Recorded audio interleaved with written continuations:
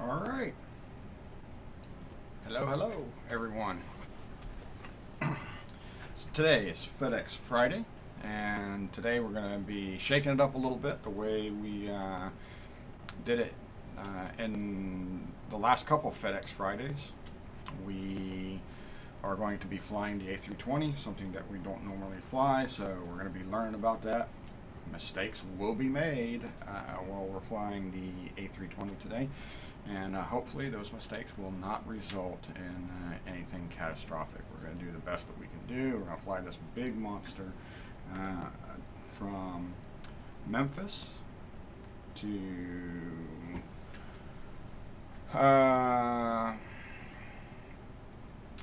let's see, where are we going? We're going from Memphis to the Eastern Iowa Airport, right? We're going to go to Kilo, Sierra, India, Delta. So we're going to Cedar Rapids, I guess, is the location there, and we're going to see how we fare with this. So that being said, let's get some information going on here, and I can let's see, flights. All right, I'm going to pop up some stuff up here on the screen so you guys can kind of see what's going on here. All right, here we go. So here's our Navigraph route that we are essentially going to be taking. We're going to leave. I don't know what departure we're going to take. We're going to see what departure we're going to take. We may not take this particular departure. Although, let's see what we got here for departure procedures. Right, if we take, let's see, we're going to want to,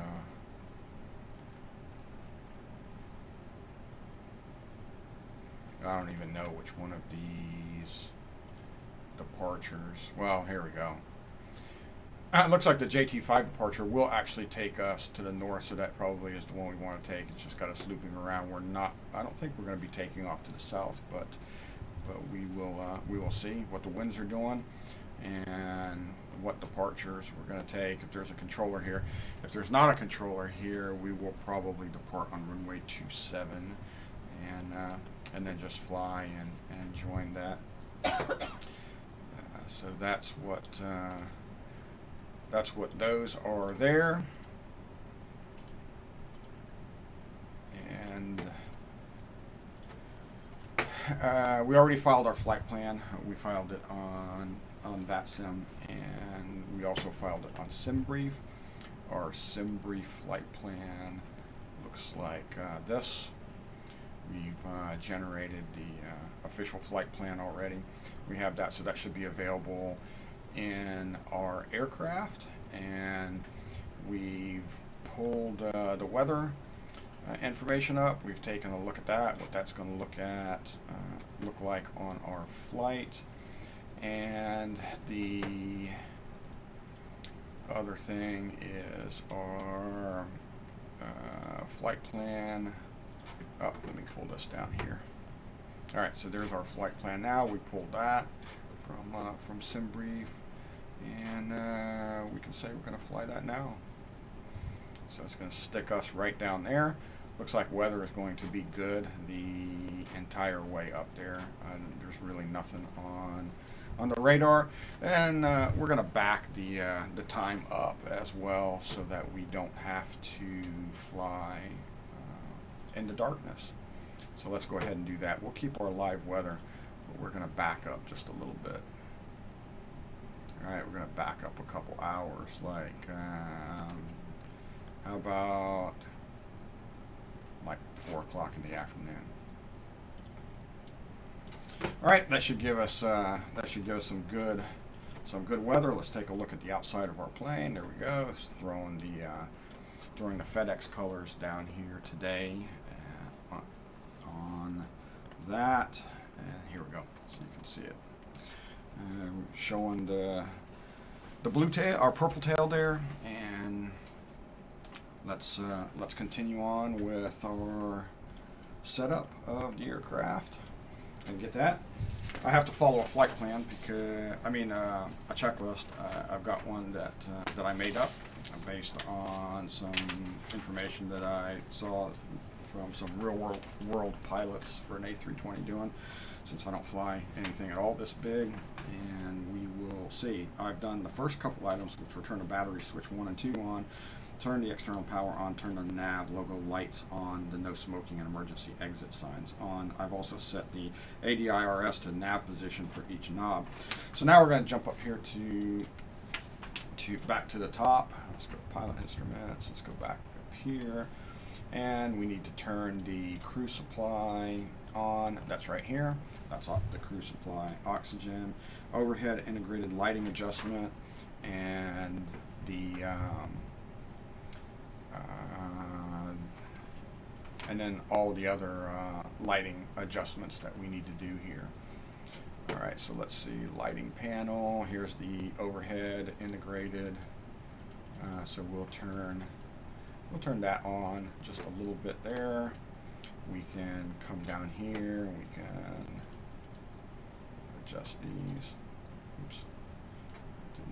Come on, there we go. There we go. Turn the brightness up on those, and then the cockpit instruments over here, they are right here. Can turn this up. All right. And there you go. Turn these up so we can see them better. And then we have these here for that, and this. So we'll get all those turned up. And then the one for this one is here, so we can click this and we can get that turned up. So now that all our lighting is set where we want it, we've got all the lighting, integrated lighting, brightness on the PFM and MFD. We've increased the brightness of the ICAS and the MCDU. the backup attitude indicator.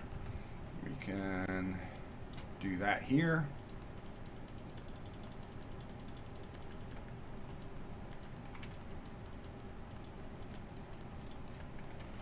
All right, so we can see that. Increase the brightness of the autopilot panel. We did that just a second ago as we were coming down. Floodlights. Set the parking brake. So let's make sure parking brake is set. I did.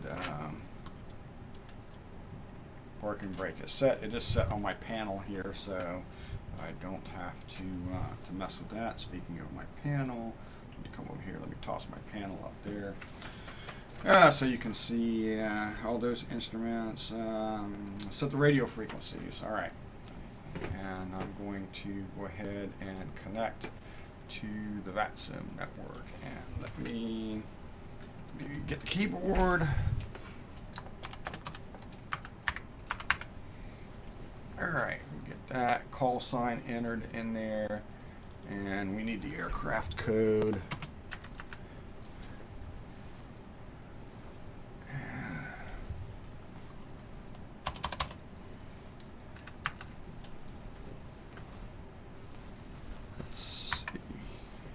Airbus A320. Let's pick that from the list.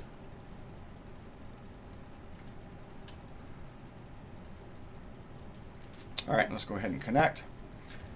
Looks like we have Chicago and Indianapolis online, or the controllers. Will we be speaking to any of those? Not sure.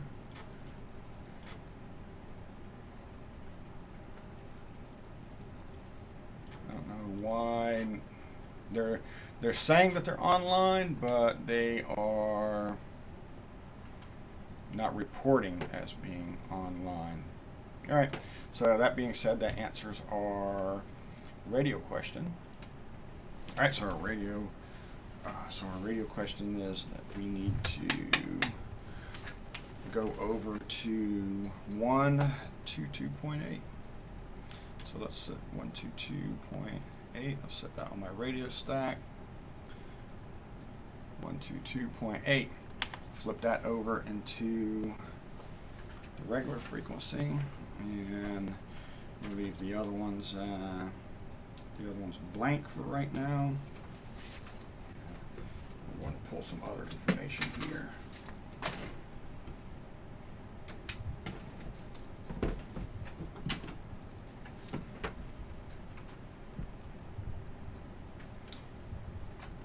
All right, let me get Navigraph here so I can pull up a chart.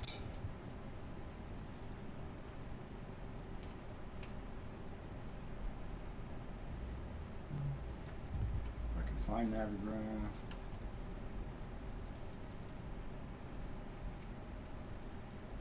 Navigation. Oops. Navigation. Charts.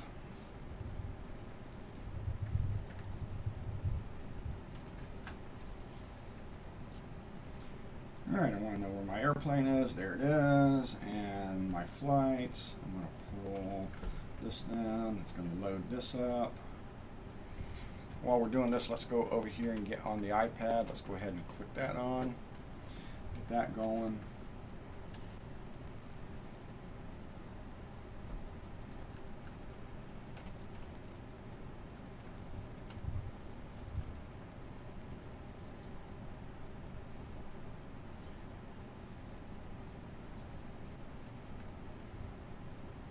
All right, so I got that all set up over here, what I needed to do to get that going.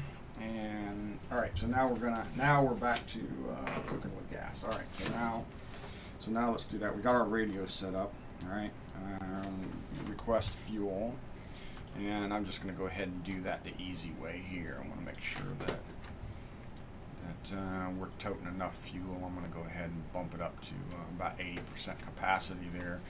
And what kind of payload can we or should we take?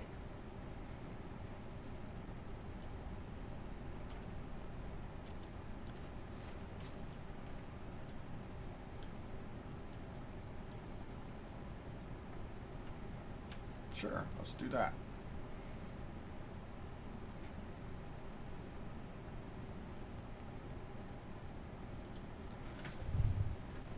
All right, so now we got to go down here to the init page. All right, so we're going to be working down here on this. We're going to go to the init page, and we're going to select a init data request.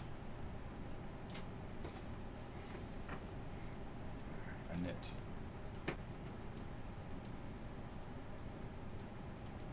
Oops. Sorry, a net request. There we go. All right, we got that in progress. There's our number. Came up with our flight number and all our flight information.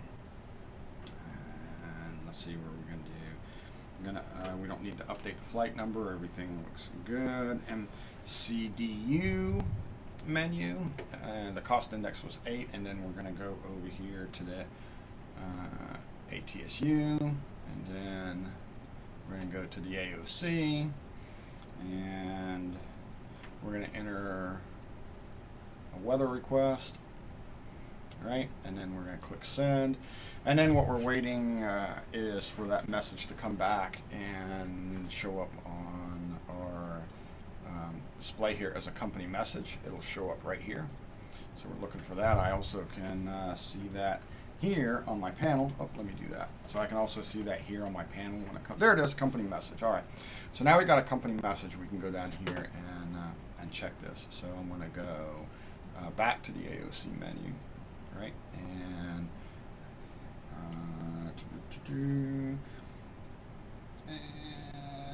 let's see. Is it here? Nope. Back. Come on. MCDU. ATSU. AOC. There we go. Received messages. I was here. So here's the message that we received at 9:12, and we can go ahead and pick that. And this is what was received back, and we're going to go ahead and click print, and then check this out. It's going to print off right down here on our printer.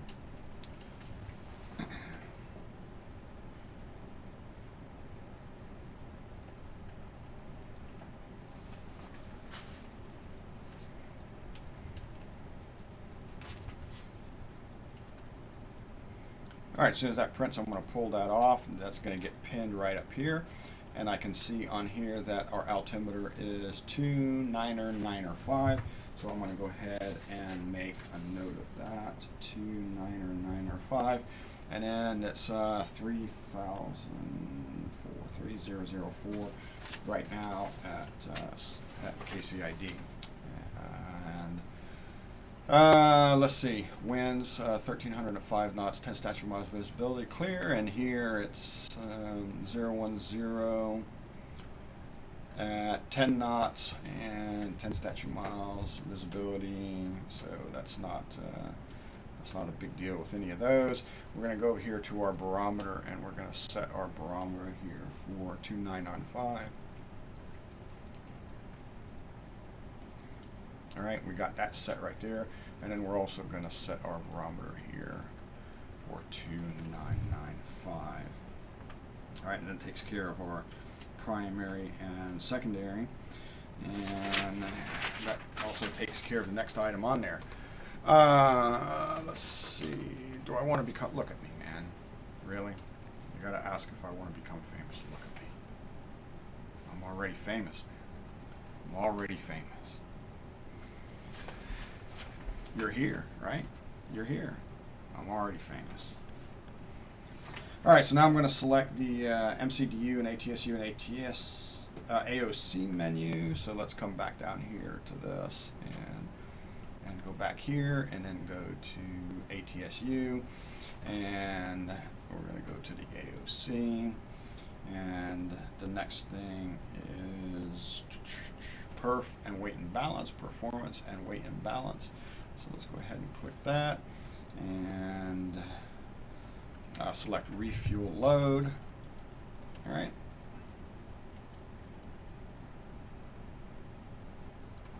All right, and then we're going to click this right arrow, and then we're going to do a payload load.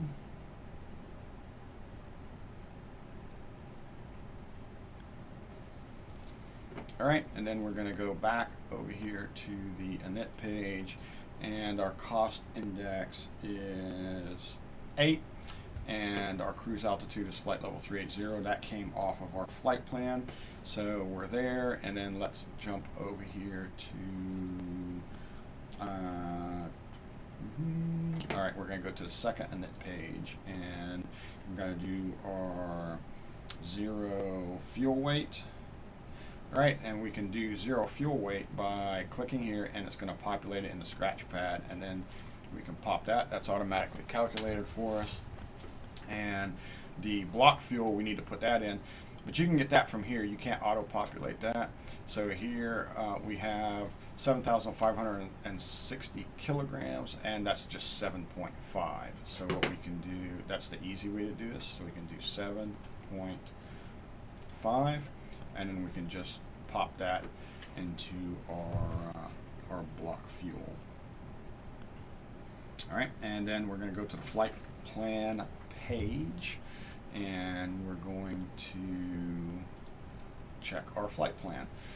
And let's see, our flight plan, if I'm looking at it here, JT, let's see, our first one is O date, and then direct from O date to B sides, and then to Rivers, and then IOW should come after that. There it is, IOW. Okay, so here it is right here. So we're good. We're good in regards to that. Our plan checks out. And so at this point we need to call clearance. And do I have anybody here? I've got Kansas City, Jacksonville, Indianapolis. I do not have anybody from Memphis, so we're not going to call clearance.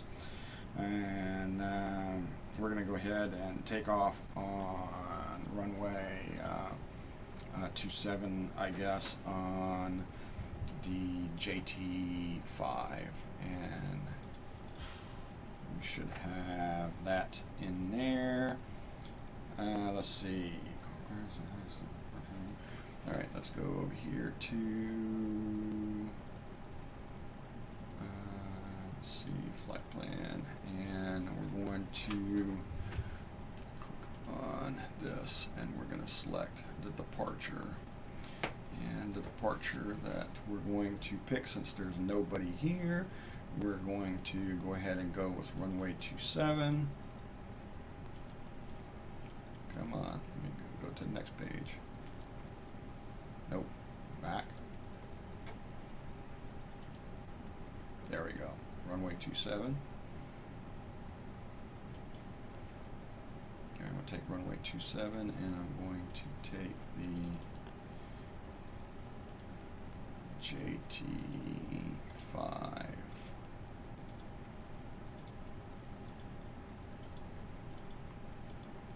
There it is. All right, with the O date transition, and I'm going to insert that into the flight plan. All right, so we've got that, and let's see, on the console on the right, plus, all right. So then we're going to come down here to the console, and we need to enter our squawk code. Now, in order to do that, I can't really see that from here, and neither can you guys. So let me do a view here, and let me pop down. Nope, sorry.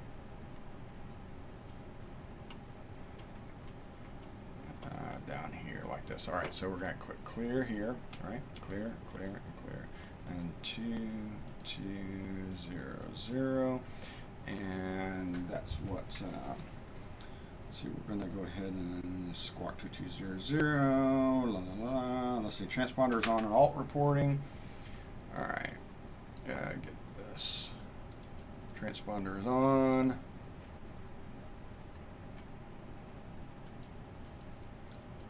All right, the alt reporting is on, and the other one down here is TCAS.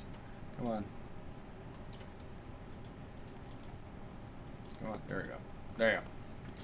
Set that to TCRA, and altitude reporting is on. That was the bottom one down here. This is altitude reporting, and that's good. So I know that when you typically fly out of here, the initial flight level that you take is 5,000. So let's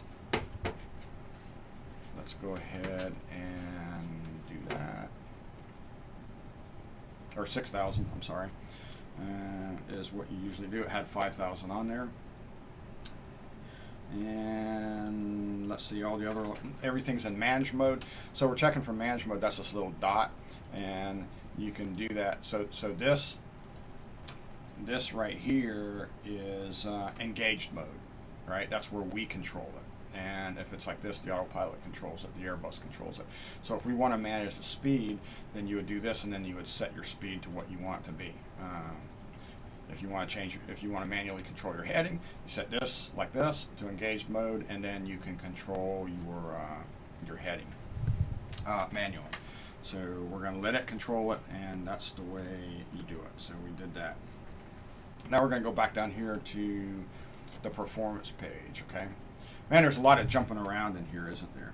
We're going to set the transition altitude. All right, so 18,000, and that's the transition altitude. We're going to set that in there, and then we're going to set flaps to 1. All right, so we can put a 1 in the scratch pad, and then you can come over here and you can click on flaps. The other number is for optional trim. If we want to put any optional trim in there, we can do that. And then we're gonna let the computer calculate our V speed. So we calculate our V1, and then our V rotate is 134 with this load, and then our V2 is 138. So we've gone and done that. So now we can go up here and verify our flight plan, right? And we can do that by setting, let's go back over here where we can actually see it, because I can see it okay here, but you guys can't. So I can put that in plan mode, and then if we look at this instrument here, it's basically going to show that we're going to leave, and we're going to turn to the north. And if I rotate this knob out, you can kind of get a better idea, you know, of where we're going to go. So we're going to take off on 27, which is going to the west, and then we're going to turn, and we're going to go up there. And if you put constraints on, it'll actually show you what your altitude constraints are, you know, for all of those. So we can go ahead and leave that on there. There's a few things that I know, but I'm still learning, you know, in regards to all this. All right, so then we did this, and we set a range, and then on the flight plan page, okay, so we did this. I'm going to put this back over in ARC, and I'm going to reduce my range to like 20 nautical miles, and then we're going to pop back down here. All right, and we verified the flight plan. Then and then we cycle the flight plan. So that's the other thing that you can do, right? So let's go back up here. Let me show you this. Right? If I put this on flight plan, and then you can see that there. So if I now go to the flight plan page like this, and we cycle this, we go down, it's going to show us. Okay, so that's our next, that's our user point right there. That's where we would be, right? And you hit the down arrow, and then it's going to cycle through all of these, and it's going to show us like where we would be on the flight plan through all of these. Okay, that's the one we can. That's what another thing that you can do in regards to that. So I'll put this back on ARC, and I'll leave that there. Let's see. Turn on left and right flight directors is going to be the next step here. So here's the left flight director, and then the right flight director is way over there. All right, we got both of those on. Now we can start the APU, right? Yay! We can get finally where we can get rid of like some external power. right? So here's the APU, and we're going to start that by pushing the master switch. And after master switch, we're going to go to the console and enable the APU ECAM button, right? And that's this right here. So you can monitor the APU right here. All right. Make sure the flap is open, right? So it says flap open and displayed, and then go back up to the top panel and click start for APU. All right, so we're going to go back up here and we're going to click the start button for the APU. All right, and then when N is at 100% and APU start is green and available, we can engage the APU bleed and turn off the external power. All right, so let's go ahead and watch this.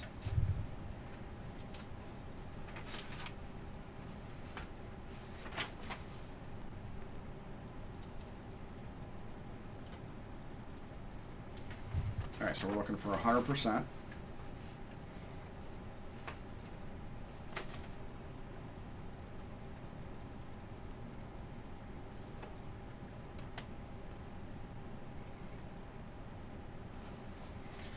$84. All right, so it looks like the generator, right, kicked on. We've got some power there. It says available in green. It's at 100%, and now we should also that should also be reflected here, and it says available right there. It's green. Actually, there you go. It's right there. My big head was in the way or something. And then we're going to turn on APU bleed. All right, so the APU bleed is a little bit. I'm going to have to do this. Pilot instruments, and then let's go. There you go, like this. All right, so here's APU bleed. We're going to cut that on.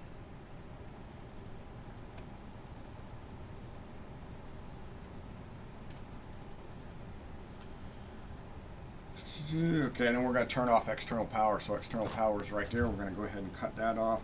Then we can close all doors called a tug. All right, so we can accomplish that by popping over here to our iPad. That's the easy way to do it. And then come over here to ground. Make sure everything is closed. We can call the tug. It's going to turn green.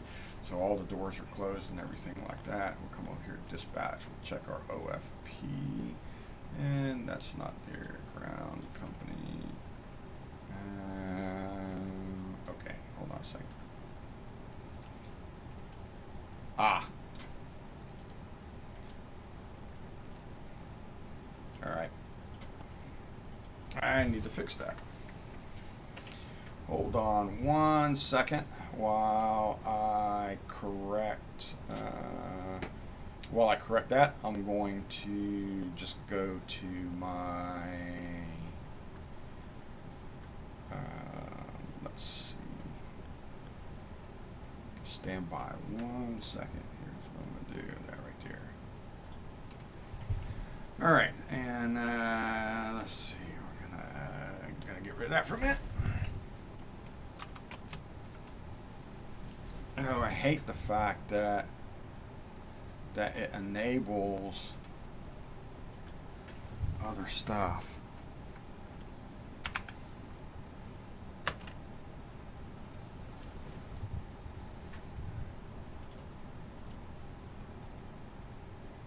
It's such a bother.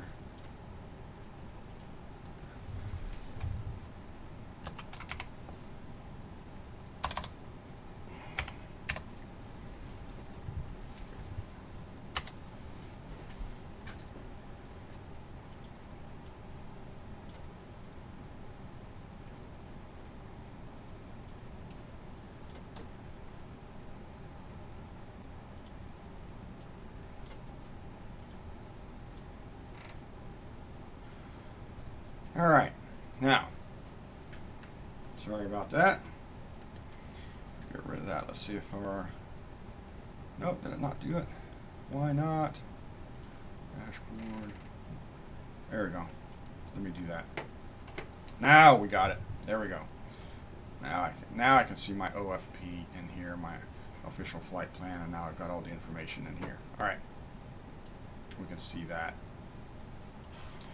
All right, and we can see our dashboard We can see our ATIS information here. We got that, so we can update that information. And let's see, performance information. We can get all that, and then our ground information. Okay, cool. All right. So now let's continue. Let's continue on. We did that. We moved the knob back to arc. We closed the doors. We got the tug. Oh, we got to cut all. Now we're gonna go over here and start getting this ready. Let's cut these fuel pumps on. All right, and then turn on the beacon lights. So let's get all those turned on here.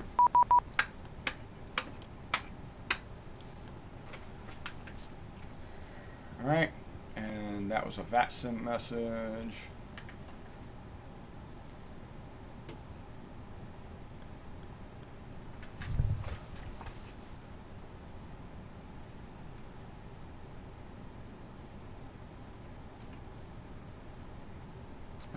That was what? Oh, that was to somebody else. Okay.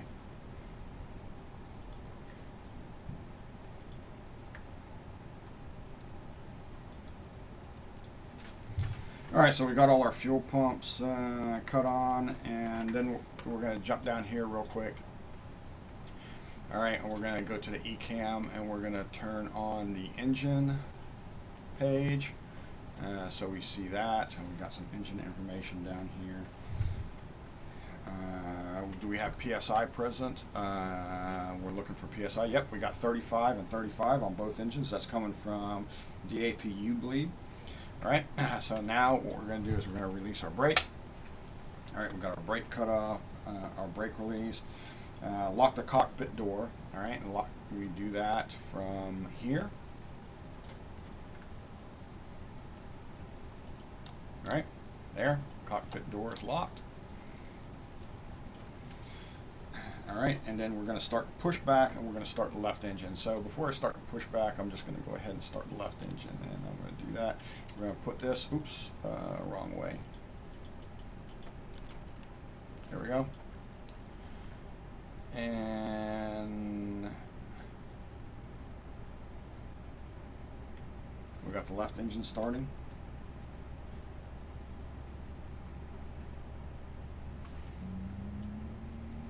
All right, and up here in the top panel, we're looking for the generator fault light.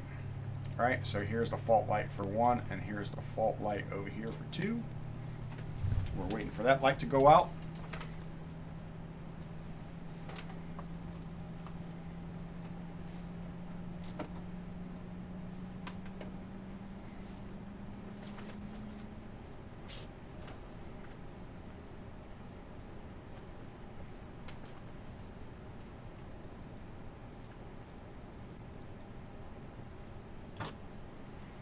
All right, and the fault light went out. All right, cool. So then we're going to drop down here, and we're going to repeat that process for engine number 1.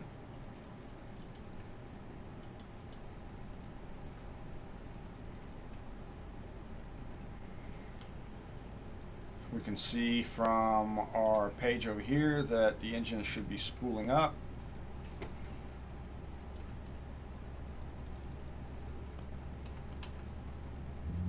There it is. Got it spooling up.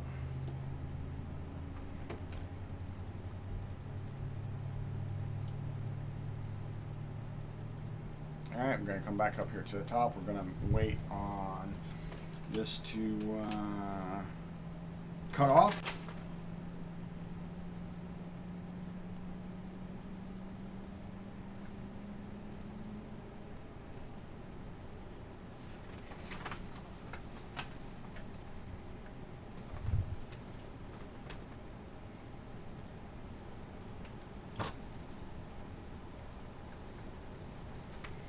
All right, and that went out, and looks like all our instruments down here are good. So what we're going to do now at this point is we are going to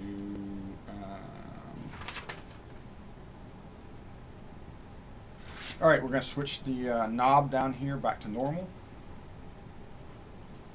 All right, put it in normal mode, And then what we're going to do is we're going to come back up here to the top, and we're going to turn the APU bleed off, and then the APU master, we're going to turn that off. All right. So now we are running, off our engines. All right. So then we're going to come down here. We're going to turn our probe and window heat on to automatic. All right, and we don't need to turn any anti-ice on. Everything, everything looks good in regards to that. We've got our runway lights, nose wheel lights, all that on the beacon. We don't need that.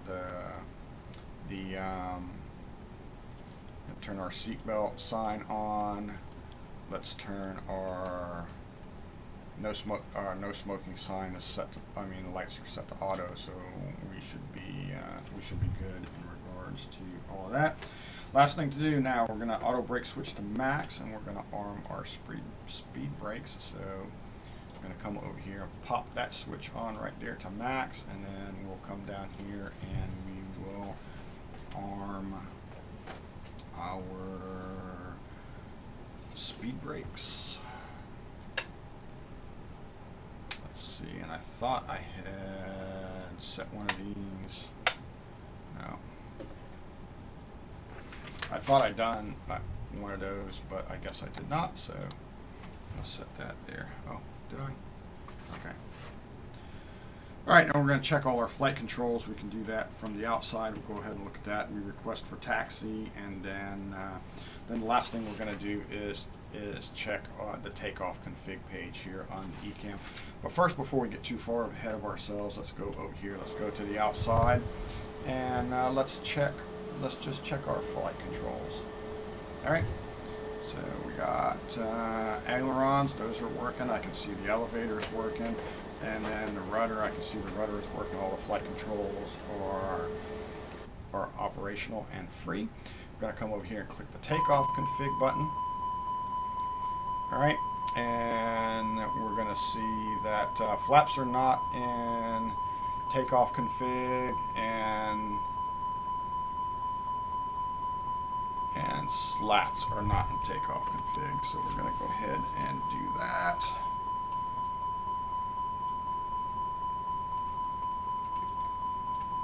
You know what? I did this the last time. And when I did this the last time, there it is.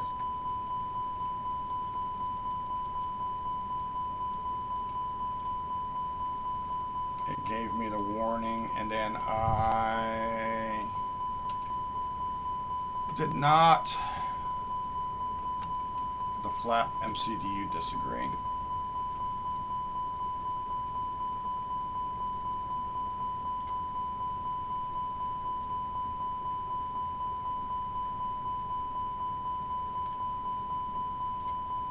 What did my flaps get?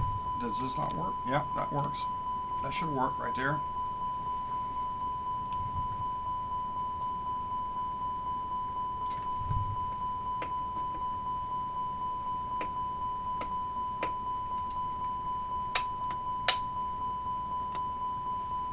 How come?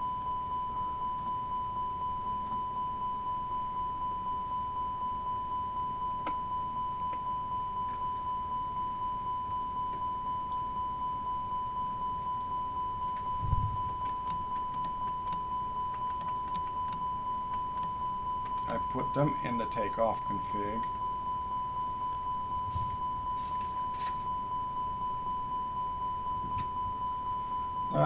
This, I do not know what it is.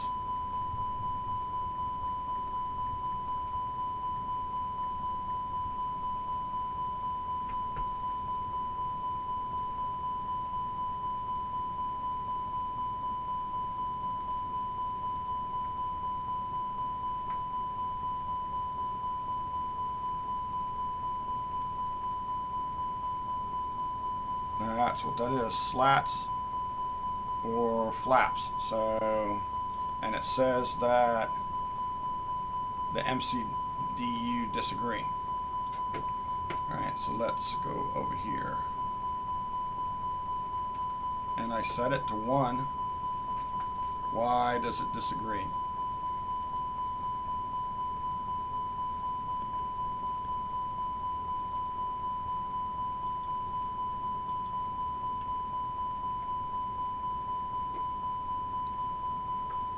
It's the Q and H here. I missed some. Oh, that's the approach. That's for the approach.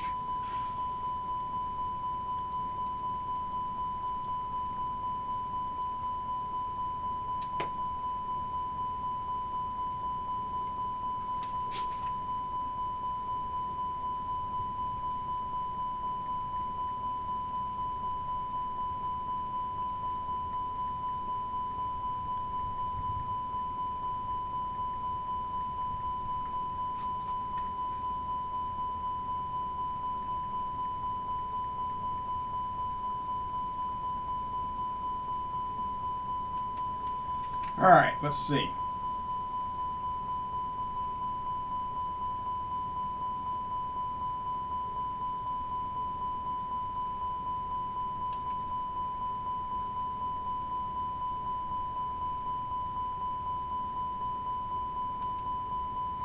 Supposedly, that's how you turn it off, right there.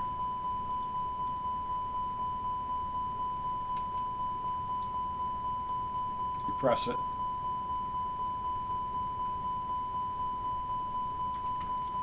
Predictive wind shear is off. So I got to turn that on. Right?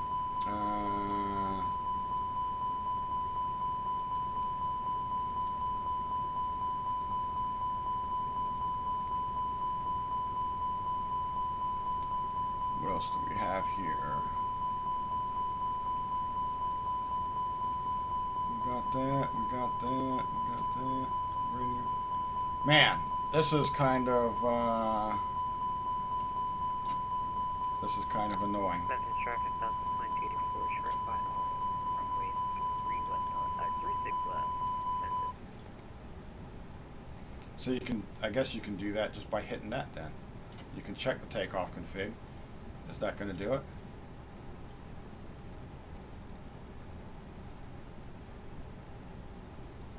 Wow. That's crazy. Why did it reset it all like that all of a sudden? I wonder why. Got to do a crew call.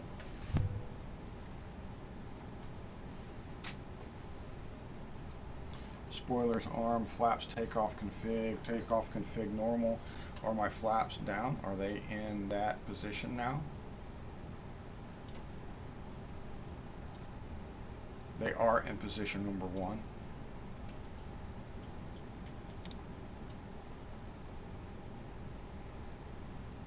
Spoilers arm. What happens if I turn them off? Alright, so it's telling me to arm, right? And then it says cabin check. Okay. So I need to come over here and I need to do the cabin check.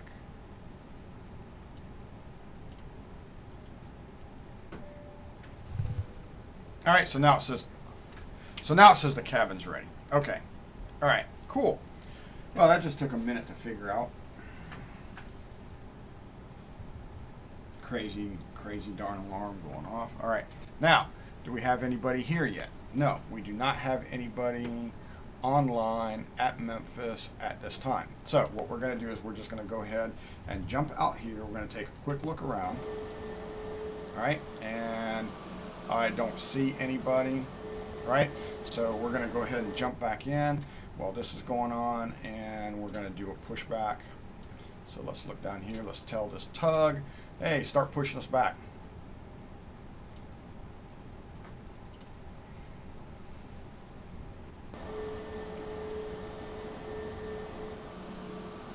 All right, and you know what I want him to do? I want him to push me the other way. I want to push me that way because I want to take off on 27. Right, so spin me around. Spin me right round, baby, right round. Let's see if he can. Let's see if he can make this.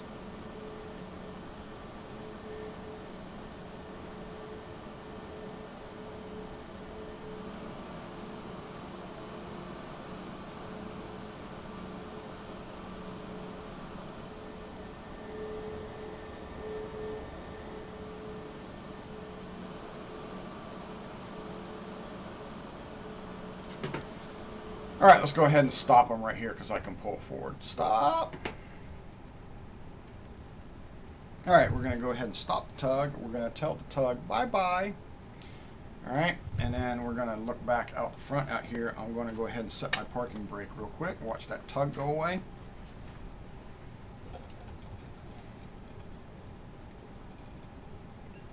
Wow, that was a long damn time on the ground to go do that stuff. Preacher, how you doing? Just getting ready to take off from Memphis. Just getting ready to take off from Memphis. Let's see what happens here. Let's see if we can make it.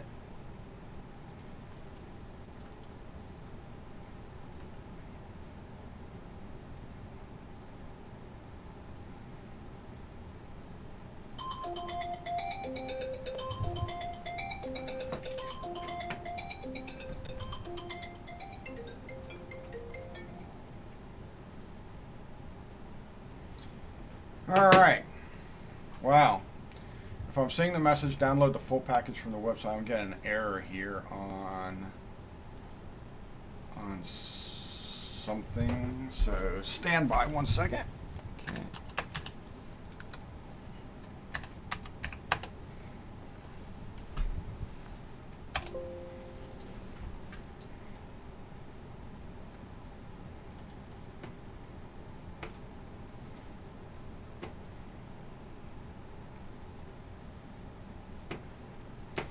No, that's not what I want. All right, hold 1 second, guys, while I do this, and let's try this again here. Let me pop this up here, and let me see if I can.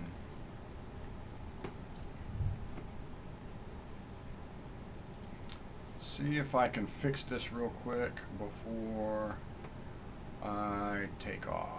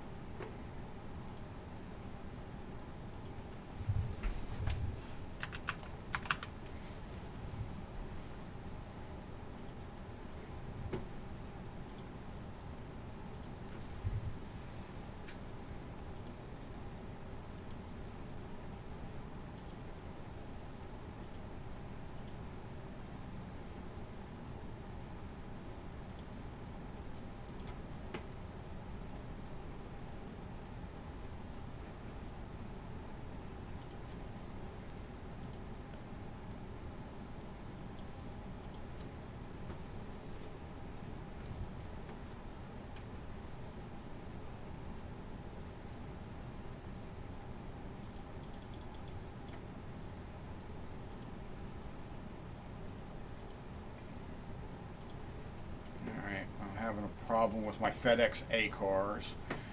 Guys, if you just give me 1 second here, let me see if I can get my dispatch. Nope. One more try.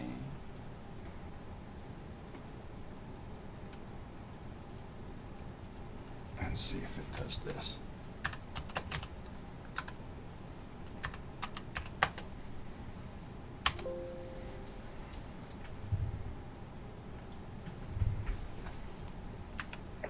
Memphis traffic has vacated the runway at Papa.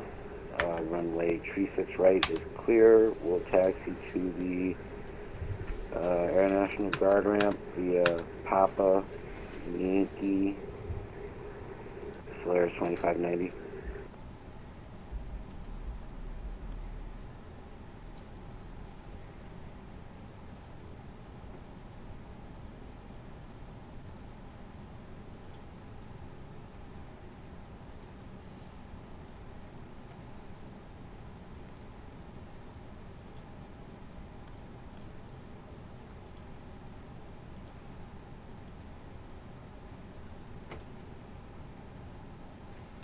All right, let me make a note of this. I'm going to fly this flight, but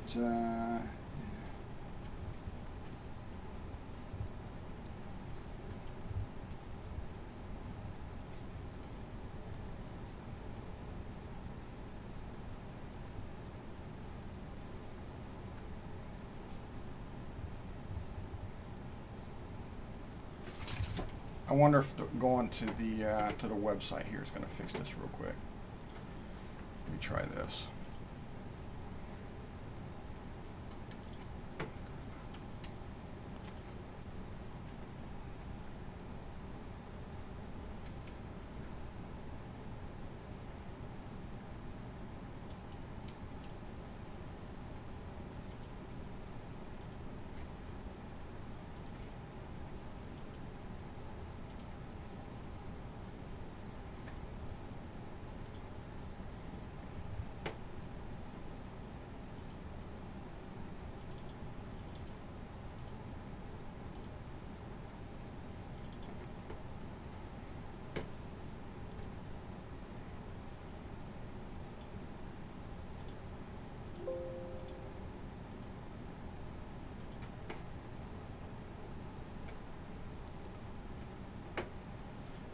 It is always something. This is another time where it's not starting off that great. We open this. Take a look at this.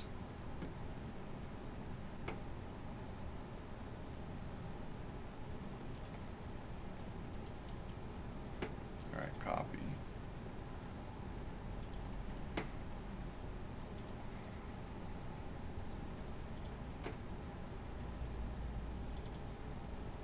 One more time, I'm gonna run over here and go here and click on my flight data. There's my 8 cars.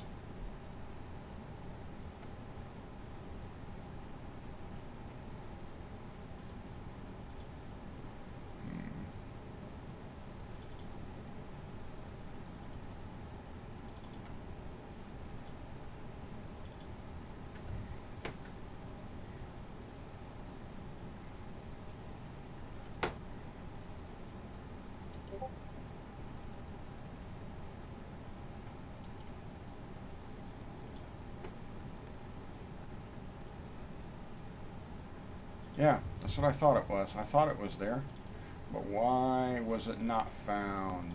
I may be missing a module, so let me try that real quick. There we go.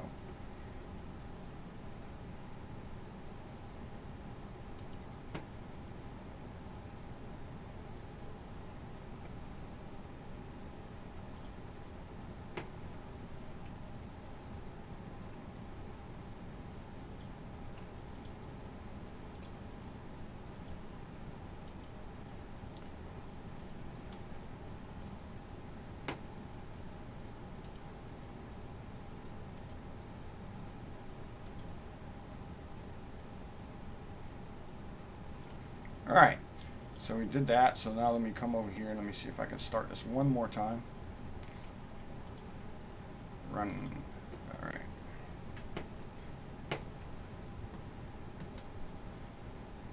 All right. Yes. Do a version check.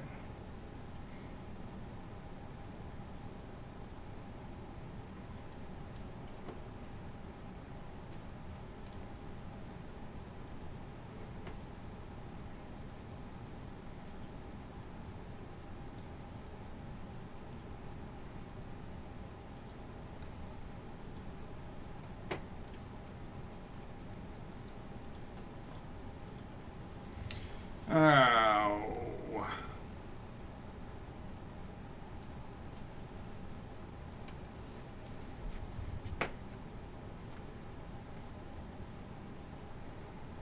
I really want to do this too. All right, so bear with me a second more. Because I really don't want to not run this, because it just means that I got to do the flight again. If I do, so I need to come over here. I need to find a password real quick for this, and so I can log in.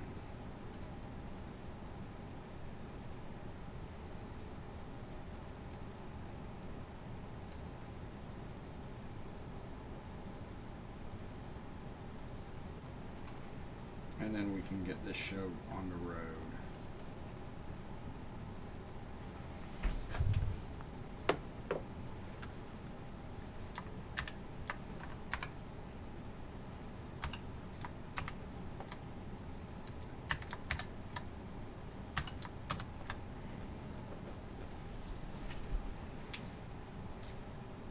All right. Okay.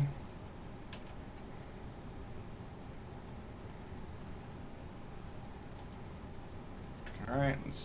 Now let's go back over here. Now let's see if we can start. Hey, look at that. Now we're cooking with gas.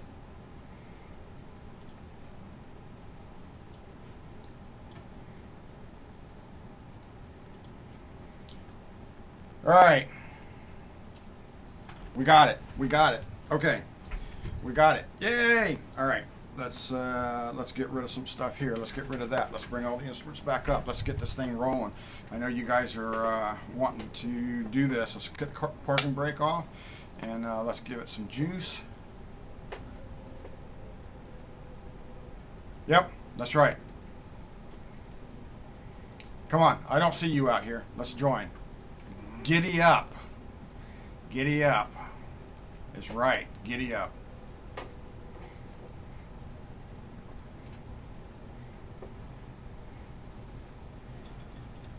Hey, I don't even know how to fly this A320.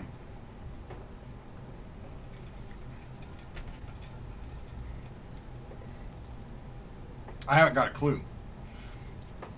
I'm just like, hell, I don't know. I don't know what's going on. I'm just winging it. I'm just winging it. You have wings?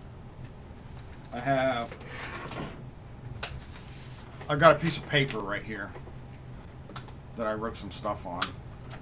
And I figured this is enough to get me in the air and flying, and enough to get me to safely land in another state at another airport. So, we'll see. Right? We'll see.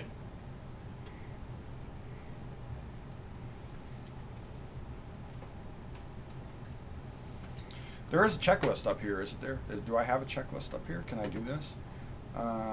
Yeah, look at this. I can auto-complete the page. How do you like that? I did cockpit preparation.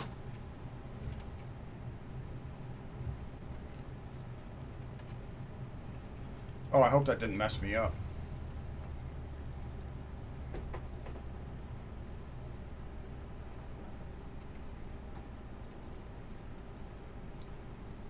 I hope it didn't mess me up when I clicked auto-complete that page.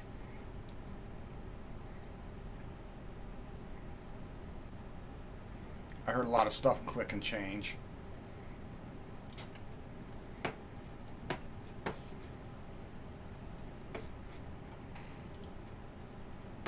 All right.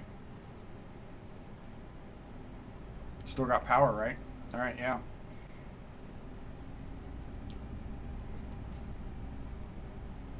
We're going to find out here in a minute when I take off and fall into oblivion. All right, since we're responsible for ourselves here and I don't see any other controllers around, I'm going to pop out here. I'm going to look around and I'm going to give a call at least to the airport here. I do not see any aircraft over there. I don't see anybody coming in. Let's go ahead and pop in.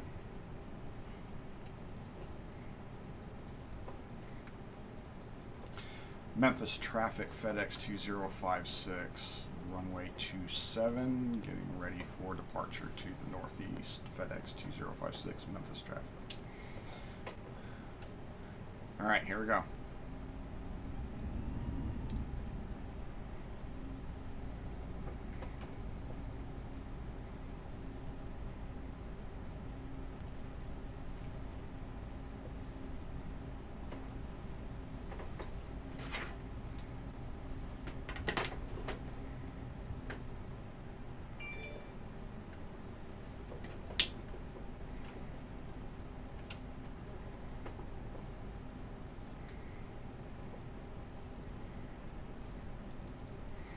All right, we got our flaps on. We got our altimeter set.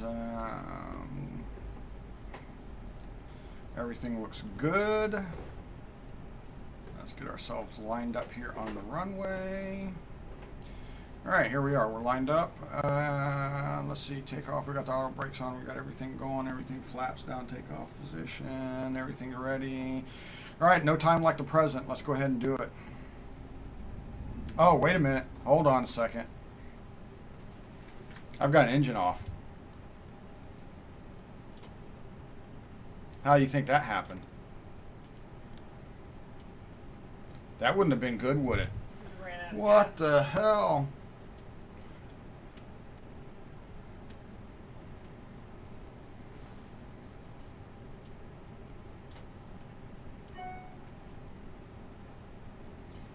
And you know what?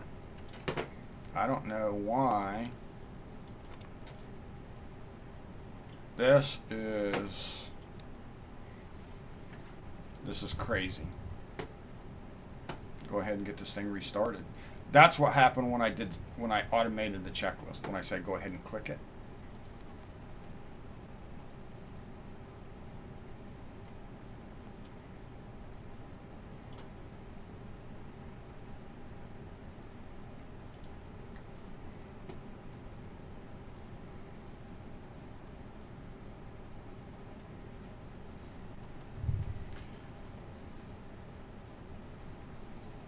Apparently I wasn't cooking with gas, just a little bit of charcoal and maybe some grass clippings.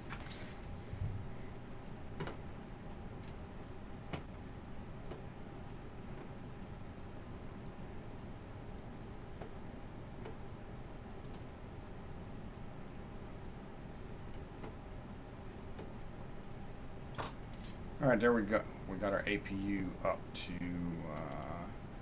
we got our APU bleed on. Let's go ahead and cut that on. Let's come back down here to the engine page. Let's make sure that, let's cut this back over to engines. We got 35 PSI down there, so now we can go ahead and do this and go ahead and do that. And let's get this engine started back up.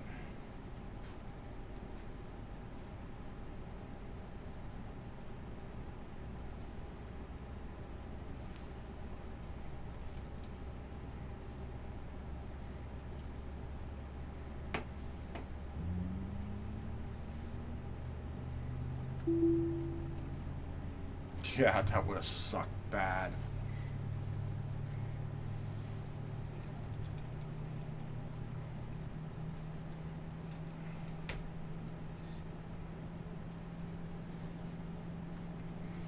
All right, everything is in the green with that engine, so I'm going to go ahead and flip this over to run. All right, make sure that, that our engine stays going there. Yep. Looks good.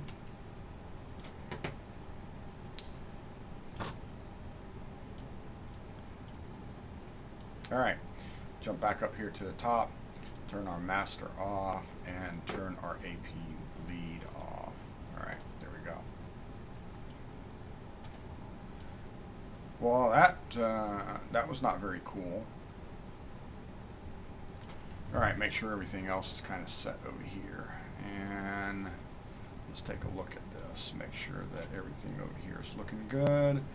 2995, we're in the arc, 120 miles. Okay, that looks good.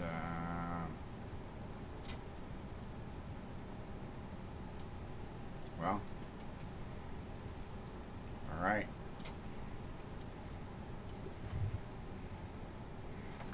We're going to try it. All right, let's do it. Memphis traffic, FedEx 2056 taking off runway 27, departing to the north. Memphis traffic. All right. Parking brake is off.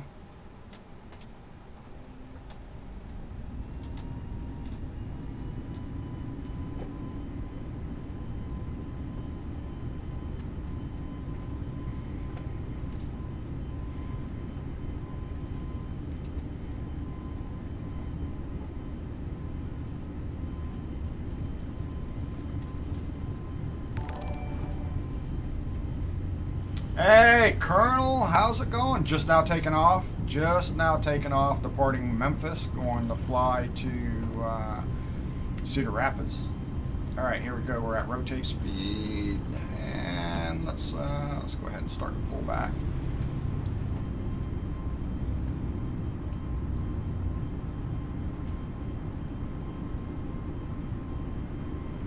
All right, buzzer ready to climb. Gear coming up.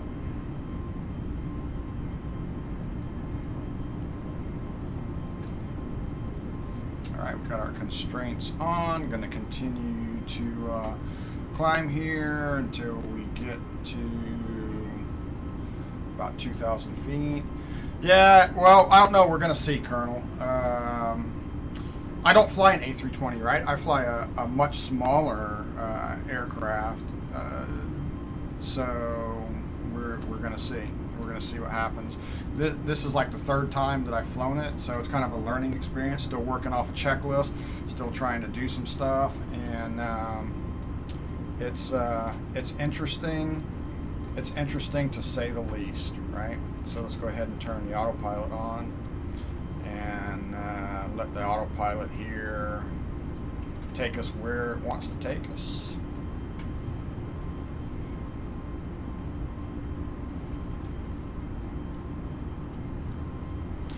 Get the thrust levers and climb. All right, so that's where it's going to manage the throttle, right there. So we want those detents set in there, and we got auto throttle on, so we're going to do that. So now we should be climbing out, and we should be intercepting that. Oh, I'm over speed, but I've got you managing my speed, don't I? That's because of my altitude.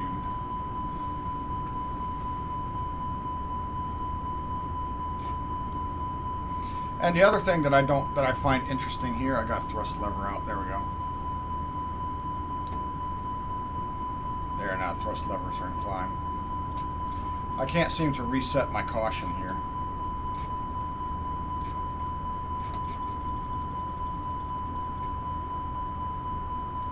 That doesn't want to reset. We go ahead and manually pull this back. All right, the best way to learn is to practice, Colonel. It certainly is, absolutely is the best way. There we go. I know what the problem was. You know what the problem was? I'm embarrassed to say it. I didn't retract my takeoff flap. How do you like that? That's why I was overspeeding the flaps.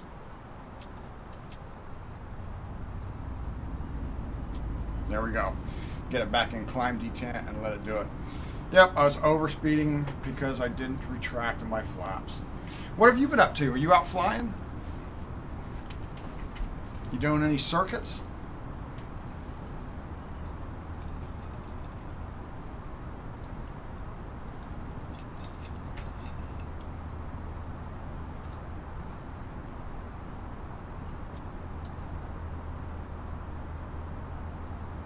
Oh, okay, cool. So you're racing today and tomorrow. Look at this. I'm overspeed again. Why am I overspeed again?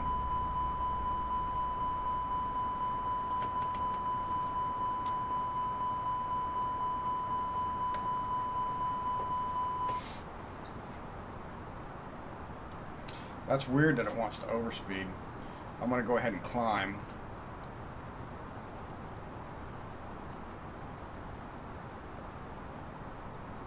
To 38,000.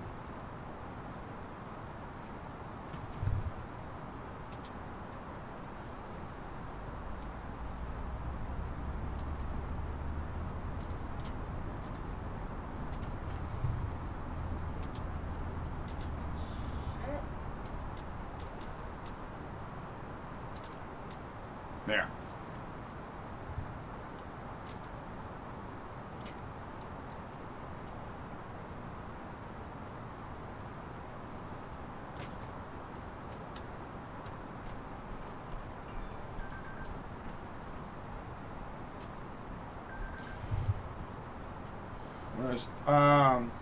Was an ACC at Monza today. Tomorrow is iRacing at Red Bull Ring. What time is that? And is it being streamed?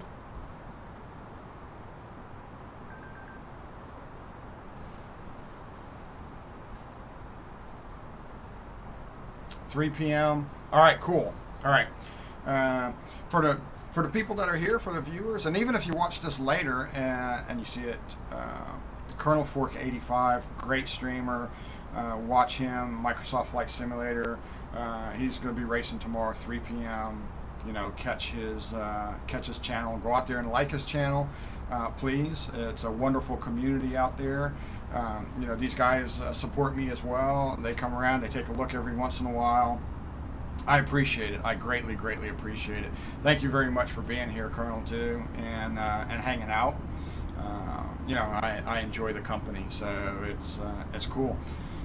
Otherwise, usually what I do is on Fridays I do FedEx Friday, and you can do FedEx Friday with Captain Seppi, and we're gonna do a FedEx flight in a FedEx aircraft. Here's a purple tail that we're flying today. It's the A320, and we're flying a FedEx route with FedEx Virtual, and we happen to be flying out of Memphis today, out of the Memphis hub, and we're going to Cedar Rapids in Iowa. And Wednesdays I fly my around the world legs, and I'm on leg 7 now. So I'm in Goose Bay, and I'll be flying to Greenland on Wednesday. Although I may fly this weekend. We got a long weekend, so I'm gonna have a lot of time. I got some stuff going on the smoker, and we're gonna be smoking like 6 racks of ribs in my smoker. I went and picked them all up. We're gonna be doing some burgers and stuff. We got the neighbors coming over. It's probably gonna be about 40 people around. It's gonna be a pretty cool deal. I'm looking forward to doing that. Oh yeah, man, I got a decent smoker. I don't know if you got Tractor Supply anywhere near you, but it's just one from Tractor Supply, and it's just really, really, I love it, man. I use it every time I get a chance. I'm always smoking chicken, I'm smoking turkey, ribs, briskets, pork butt, you know, making pulled pork barbecue, just all kinds of stuff is in the smoker, but yeah. Oh, look at that raid. Oh man, awesome bro pilots, thank you very much. Thank you guys.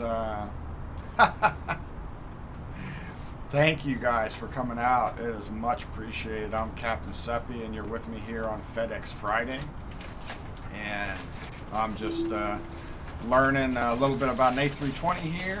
Usually I'm flying a smaller plane. Like I like doing bush flights, right? So I do a bunch of bush pilot flights around Alaska or the Caribbean or anything like that. Man, thank you guys. H2O, thanks for that. Thanks for the follow, everybody. Man, all you raiders, wow. Mr. Winter, thank you very much for the follow. Greatly appreciated. Bro pilots especially, you know, thank you very much. Thank you very much for that.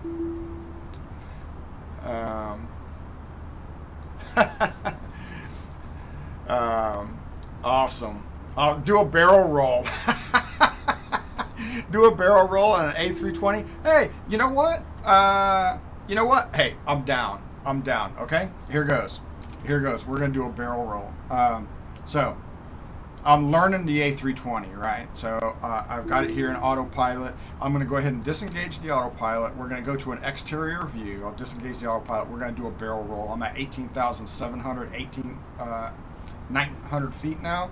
Let me set my, let me do a few things here first. Let me clean my aircraft up a little bit, right? So let me go ahead and set this out to standard. And all right, here we go. I think I can disengage my autopilot from the yoke. I know that I've been working on a setup here on the Alpha for some controls. Let's go ahead and jump over here to an exterior view. All right, here we go. Let's see what we can do here. Oh, the autopilot's gonna go crazy, guys. It's gonna go crazy. All right, here it goes. Ready? Barrel roll. All right, autopilot's disconnected. Is it gonna let me do it? Oh, it's not gonna let me do it. Come on. It's just gonna turn. Look at that. The A320 is not going to let me do a barrel roll.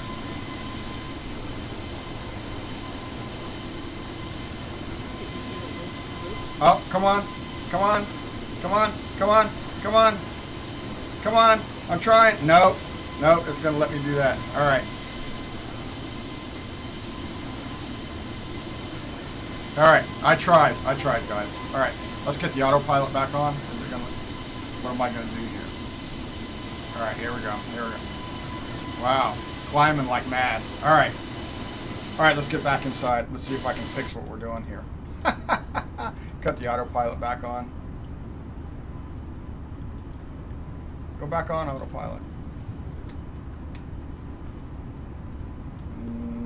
Why now? Why will it not let me? Why is the autopilot not showing that it's on? Now I don't know. Now I messed up my autopilot. Oh wow! Look at my airspeed.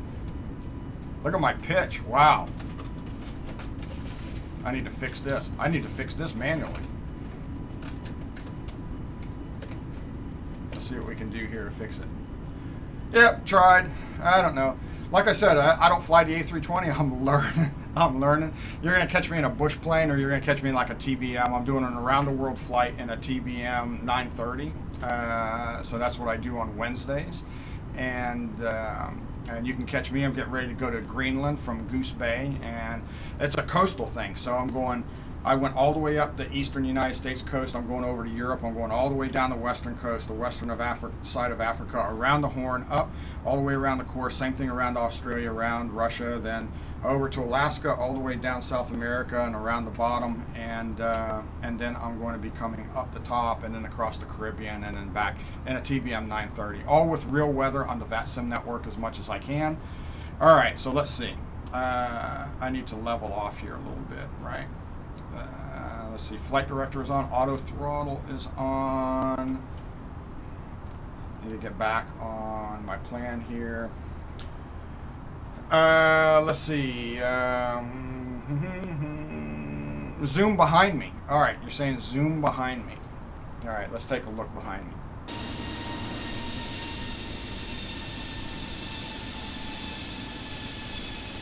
I don't see nothing behind me.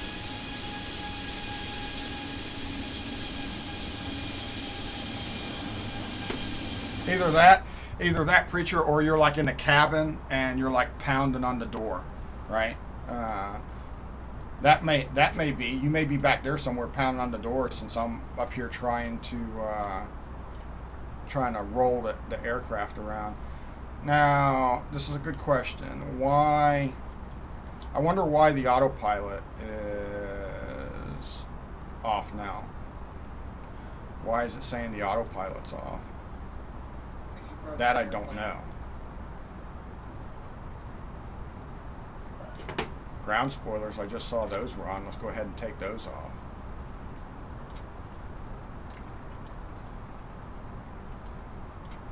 Why? Anybody have an idea? Anybody? Anybody? Anybody out there? One of the viewers. Any idea why I can't get why the autopilot won't cut back on after that crazy maneuver that I just tried to do? You broke it.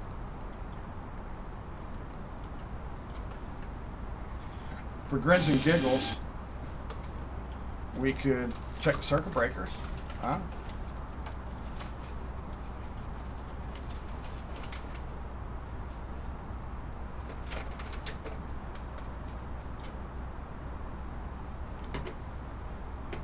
Don't look like I have anything going crazy with the circuit breakers. Let's go down and let's see if we got something going on here.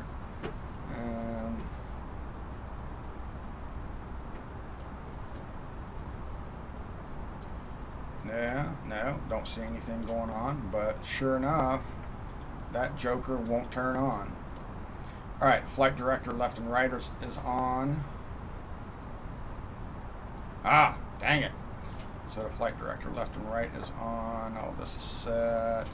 Let me just do this. Let me put the heading in engaged mode, right? And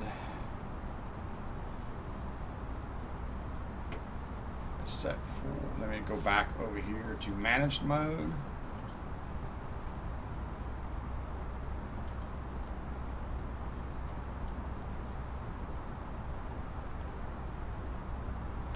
Yeah, the vertical stabilizer is probably in a cornfield somewhere. Absolutely probably is.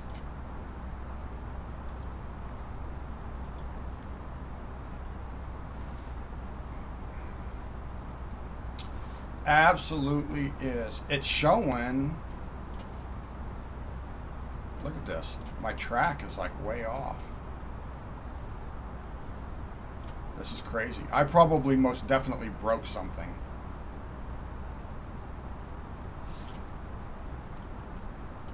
Well, you know what? You know what that means, right? We're going to have to fly our track. We're going to have to manually fly. So that's what we're going to do. Until we sit here and mess around and figure out what's going on, let's manually fly. We'll re-intercept our flight plan, and we'll see what's happening. All right. Well, now that we tore our airplane all to hell trying to do a barrel roll, because that's what the viewers wanted. Hey, and I'm all for doing stuff the viewers want to do. This is supposed to be fun, right? We're supposed to have a blast doing this. Oh, wow. You know what? You know what else I just thought about? This is a FedEx flight. So I'm running A-cars. I'm running FedEx A-cars. So everything I do in the aircraft is being reported back to FedEx Virtual. So all that craziness, oh yeah. They saw that. Maybe I won't submit this flight report. Maybe we'll just have fun with it. But anyway, outside of that, so we had some fun with the airplane. I'm learning about the A320. This is like the third flight that I've done in the A320. I usually fly something a lot smaller, like I've said. But what about this weekend? What are you guys doing? Any big plans? Anybody out there have anything going on? We're going to try to barbecue some stuff here. I got smoker going all day on Sunday. Going to start at about 9 o'clock in the morning. And okay, we got controller that is wanting to talk to us on 125.720. So let's go ahead and tune in. 125.720.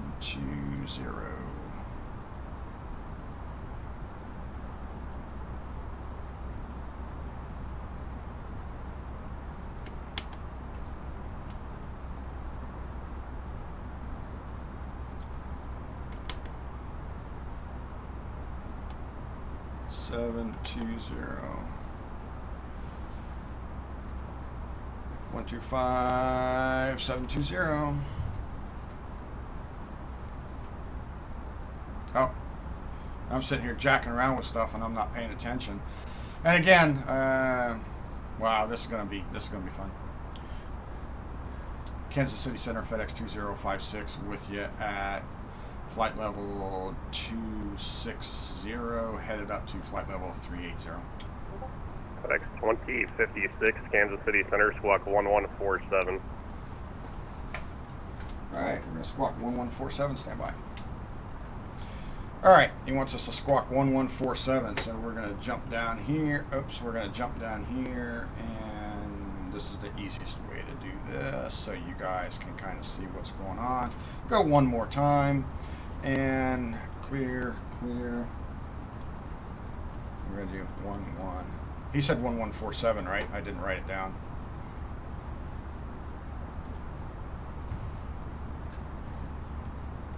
Kansas City Center, FedEx 2056. That was 1147, correct? FedEx 2056, I affirm. Radar contact 60 miles south of Farmington, VOR. Altitude indicates flight level 273. Please verify. Climb and maintain flight level 380. Yep, we're now at 27,500, and we will maintain 380. FedEx 2056. FedEx 2056, ready.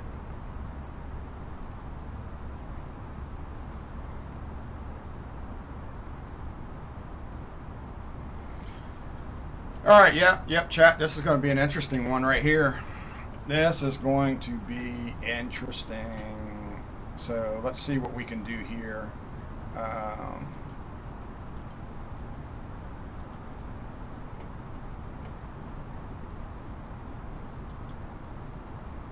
Wow, that's crazy that that I got no autopilot. Why do I not have an autopilot? Hey! I've got an autopilot. It just came back on.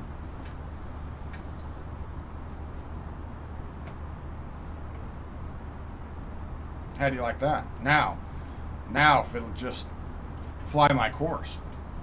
It fell out, yeah. Now let's see what happens. Let's make sure that we get back on course. I'm going to have to monitor this really close here, guys. I'm going to have to keep my eye on this, and I'm going to have to see if we stop at flight level 380, and let's see if we turn left here a little bit. Looks like we are. Looks like we are going to turn left here a little bit, and that should look pretty good. Yeah, I think. All right, so we're coming back on course now. And there's a little bit of a slight left turn, so that should be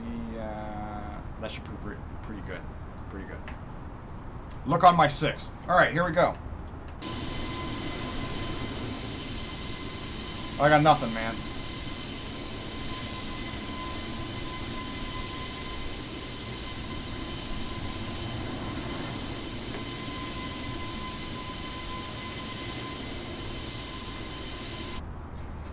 I got nothing, preacher. So if you're following, that may be yet another thing that we're going to look at. But cool.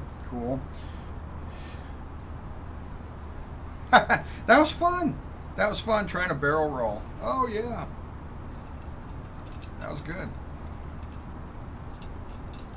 Have to catch me in here when I'm in the TBM or when I'm in X-Cub, and let's see if we can do it in there and tear the wings off. By the way, I do fly on realism as well, so I use real weather, and I try to fly on a VetSim network whenever possible. Now it is daylight here, and of course where I am right now it's 9:30 Central Standard Time. But I back the time off so you guys can see outside, because it's no fun really when you're looking at, complete blackness or, a lot of clouds. Now the clouds, we can't help it. If we end up in clouds, we end up in clouds. When I flew from Nova Scotia, Halifax, Nova Scotia, to Goose Bay, we ended up with some icing. We ended up in some clouds. We ended up in a little bit of a storm. We had to adjust our altitude a little bit. We had to talk to air traffic control, and we had to manage that so we could get out of it, and we did okay. We ended up all right in regards to that, but yeah, it was a lot of fun. We have a blast doing this. Microsoft Flight Simulator is pretty awesome. It's a pretty awesome, pretty awesome program. But yeah. Yeah, and it looks like it's doing pretty good so far. So we're sticking to our course, and that's good. That's a plus, right? That gives me reason to believe that we're going to stick to our altitude of flight level 380. So we'll see that now, just to make sure. Kansas City, Center, TBM 849 Foxtrot with you at 12,500. Yeah, both of our... yeah, I'm sorry, checking in at 12,500. Who was that, and where are you? TBM 849 Foxtrot, standby, I'll pick that rail now. Yeah, you're slightly muffled coming through on the frequency. I didn't catch your full call sign. Could you please state that again? TBM 8492 Foxtrot. Okay, thanks. And you were requesting flight following? I had flight following. I just requested to continue that. Yes, sir. Okay, where did you pick that up? Who did you pick that up with? I picked it up with Indy Center, looking to go to St. Louis.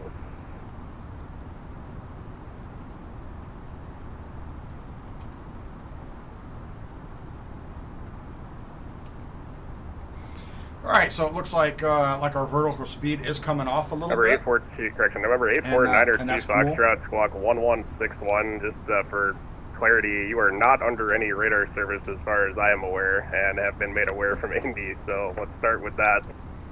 Okay, yeah, 10-4. I do recall that. He never had me squawk. He was just watching me. Can you repeat that transponder code, please? Thank you.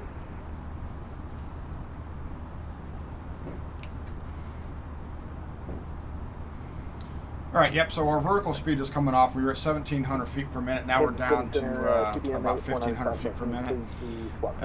So I'm expecting that we should drop off here even more as we're coming through flight level 37 at 30. November 849 Foxtrot, squawk 1161, maintain VFR. Come on, here we go. We're about to hit it. Break off, ease off, ease off. Yep. Looks like it's doing it. All right, yep, here we go. We're dropping 1,000 feet. Yep, 900. Okay, so so it's peeling back. That's good. That's good. That's awesome that that everything is working. Woo! Woo! Thank goodness for that. Thank goodness for that. All right, here. You guys can go ahead and unfasten your seatbelts. Man, that was a rough ride, huh? Man, somebody go back there in the back and get me a beer. KBM 902 Foxtrot, radar contact 40 miles east of Vandalia, VOR, altitude indicates 12,500, stand by for a local altimeter. Bring me a rum and coke from the cart, something, man. 12,500, stand by for altimeter, that's fine. All right, so that looks good, right? That looks good. We leveled off. All right, so everything is back working as expected. So let's go ahead and increase our range here a little bit, and let's see what we got coming up. And that's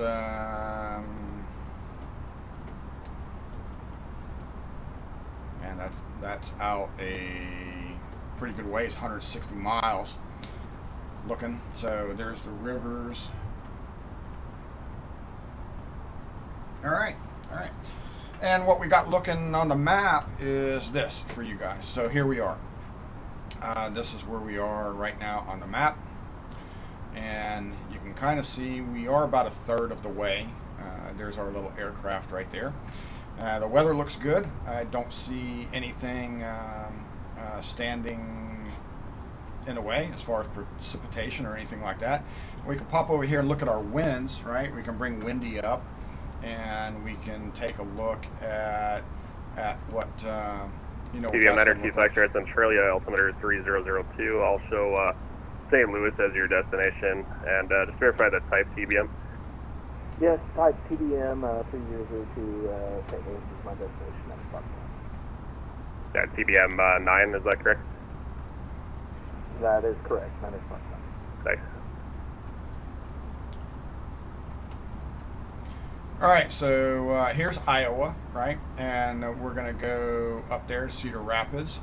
If we come back over here and we take a look at Windy, and we zoom out here and we look at Cedar Rapids up here, kind of get an idea of what the weather looks like there, what the winds are doing.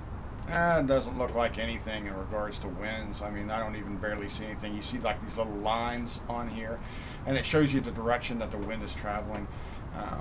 Of course, there's a lot of other information that you can get, like your forecasted weather and your reported wind. So you're pretty much seeing about 4, I guess, is what's showing there. If you wanted to, if you wanted to look at that. We can pop the airports on there. We can look at temps. 77. To St. Louis downtown, IFR2, Elizabeth Airport. 77 degrees there. 347 Kilo Alpha, St. Louis, correction, Kansas City Center, Roger, clearance on request. So that's all good, right? Everything looks good in regards to all of that. Coming back over here, looking at Navigraph and looking at our high en route. Let me pop our airplane on there. There you go. All right, so you can see where we are. There's the triangle. That's where we are right now along our flight plan, and this is where we're going to go. We can do a lot of stuff. You guys use Navigraph if you're familiar with it. I know a lot of other streamers, use it and everything like that. If there's any questions, I'll try to answer them, the best that I can, and we'll figure it out as we go along. That's the name of the game. So all that looks pretty good. All that looks real good. All right. So we can go back over here and look at our airplane. We don't want to look at that. Oops. There we go. All right. Cool. Very cool. So now we just, like I said, now we just get the drink card out, man. Roll the drink card out. Get some, oh, wait a minute. Some in-flight snacks. I know a stewardess just, oh, look at this. Pretzels. How come you don't get food anymore? Why do I end up with, why do you end up with like these little tiny packs of pretzels? That ain't right. That ain't right. They hardly give you a Coke anymore. They open a can of Coke, they give it to 3 people, and you get a little tiny plastic cup with, with like 4 ice cubes in it, so you don't even get that much to drink. Oh, yeah, pretty good.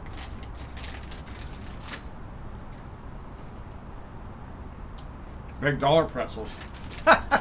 Go for it. Big dollar pretzels.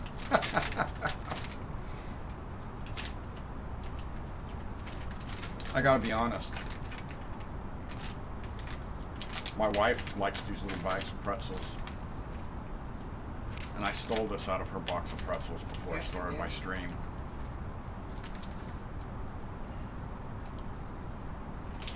I need to eat them and throw away the evidence.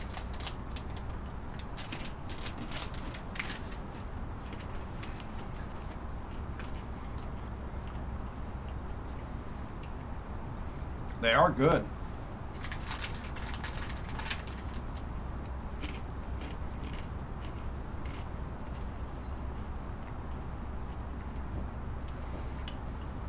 Stolen pretzels. It's like when Two-Tone Murphy steals his wife's gin.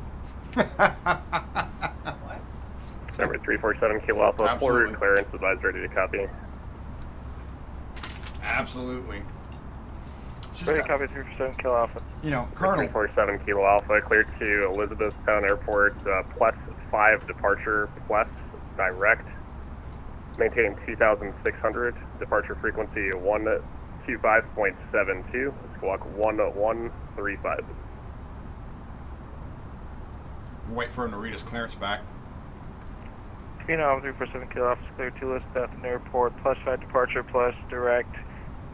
2,600, departures 125.72, squawk 1135. Phenom 7 Kilo Alpha, read back correct. Alright. 7 Kilo Alpha. Yes. Yeah. Now I don't even know what the hell I was going to say. Damn, it sucks being old. 37 Kilo Alpha, expect runway 12 right. 12 right, 7 Kilo Alpha. I know we were talking about the stolen pretzels and the Two-Tone Murphy steals his wife's gin. Oh, I know what I was going to say. Colonel, she's got a giant box of pretzels. It's like a giant box. I don't think she's going to miss Blue, one back. 5135, Kansas City Center, Roger. I'll have a new routing to St. Louis. Advise ready to copy. Although she is quite frequently on the Discord server. Somebody will probably tell her. Oh. Guys, I just got busted. These are mine. These are my stuff. I just got busted. 5135, new routing to St. Louis. Clear to St. Louis Airport via I took the your snacks. Arch 2 arrival. And actually, you can go present position direct to Arch 2 arrival. Oh, whew. Quick, wait, let me look. Wait. I gotta go back down here. Hold on a second. Let me look. Wait. Here. Right here, and there. Oops. Nope, wrong way. There, lock the cabin door. There you go. Lock the cockpit door. Now I'm safe. All right. JetBlue 5135, again, that's the Arch 2 arrival. Now we're And safe. descend via the Arch 2 arrival, landing northwest, St. Louis altimeter 3002. Busted from taking snacks from the snack cart. Oh, look, You locked me out though. I should take them back. I got more snacks. Strawberry Newtons. I have a wonderful wife. Let's see what else she brings me. She wasn't mad. She's like, you can have them. Sun Country 346, leaving by airspace. Chicago Center is closed. Frequency change approved. Bring Below. this. Go to Unicom, This. Sun Country 346. Thanks. Good night. Have this. Uh-oh. Uh-oh. That's your in-flight pilot. Hello. You gonna come visit? Hmm? JetBlue 5135. We have a stowaway, guys. For my confirmation, once again, descend via the Arch 2 arrival, landing northwest. We have a St. Louis stowaway. altimeter 3002.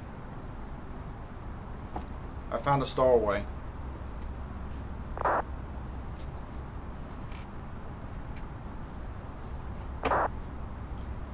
Go ahead and climb up there on the dash. Or put a parachute on and jump out. Something. I think people can see your back at my instrument panel. Oh, it went out the window. The cat just jumped out the window. Sammy?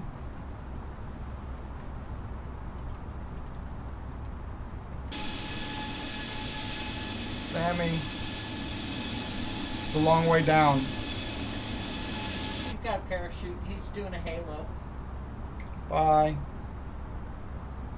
Bye-bye.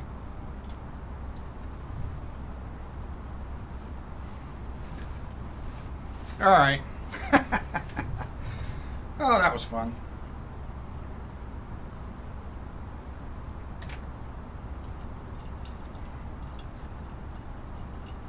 Oh, CM Can 902 you guys- Foxtrot information. Hotel is current at St. Louis. Advise when you get that. Expect runway 30 right.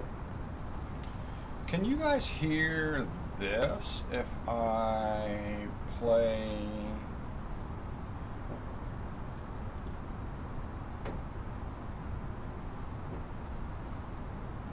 CBM 902 Foxtrot. Hotel is current at St. Louis. Advise when you have hotel. We'll advise when I have a hotel number. Number 902 Foxtrot. Roger. Expect runway 30 right. Can you guys hear music? 30 right now, Foxtrot.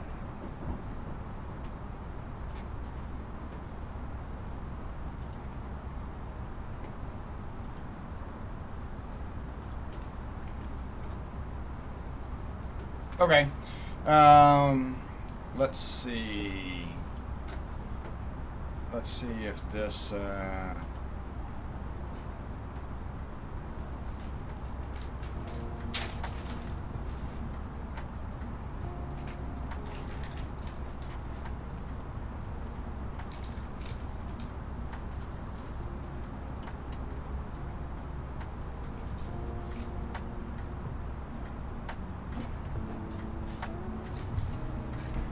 How about that? CBM 902 Foxtrot cleared into the St. Louis Bravo airspace. And let me know if you hear it and if it's too loud. Okay. Thank you. Where's your in-flight? I got it. CBM From the 902 drink Foxtrot cart. cleared into the Where's St. your Louis co-pilot? Bravo airspace.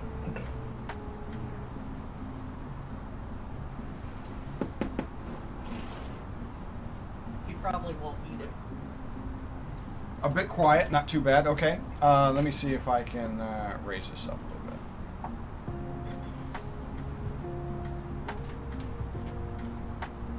Alright, Kansas City Center, CBM 849 Foxtrot, I've got it. Number 902 Foxtrot, Roger. Cleared into the St. Louis Bravo airspace. Advise when you have the airport in sight. All right, let's see, enter destination data. Number 902 Foxtrot, runway 30 right. 30 right.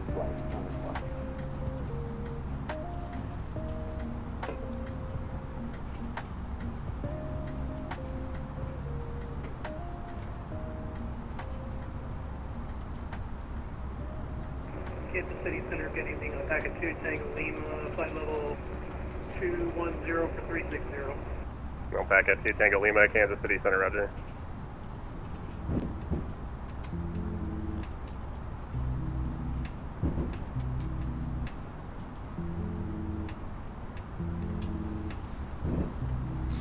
Let's see, I don't know what to expect here, so we'll just hang on for a minute.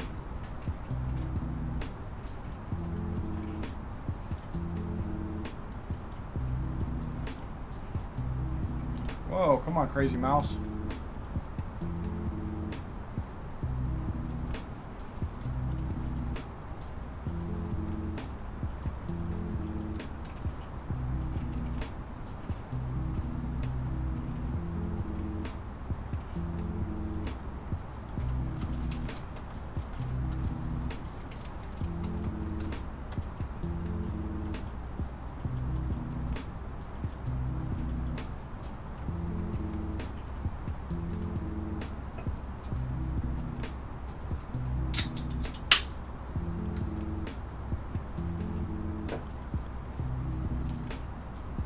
Should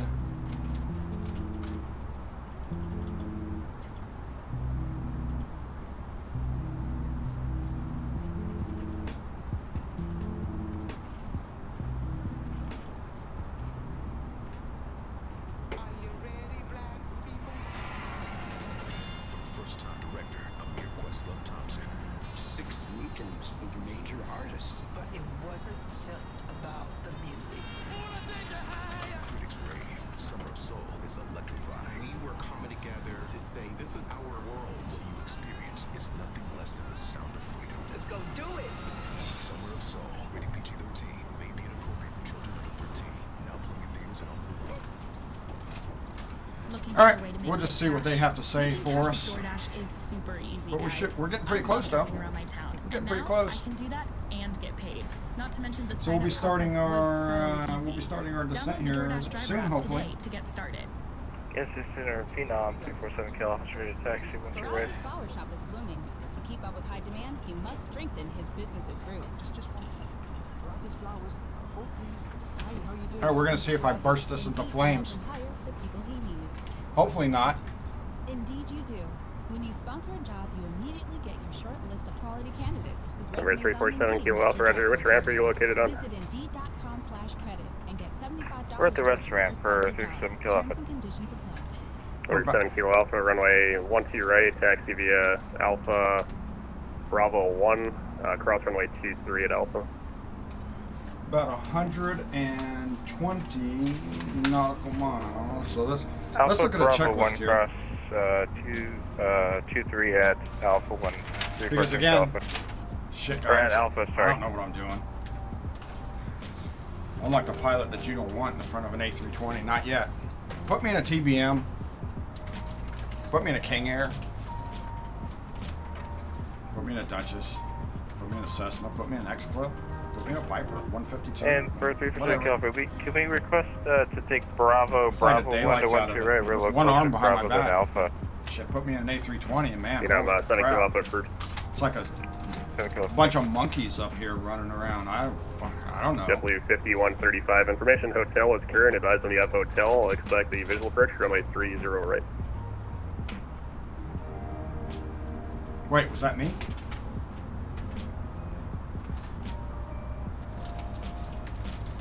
No, 30. No, that wasn't me. Because there is no runway 30 there. All right, so we're on a cruise. All right, select approach on the MCDU perf page. Okay, let's go down here.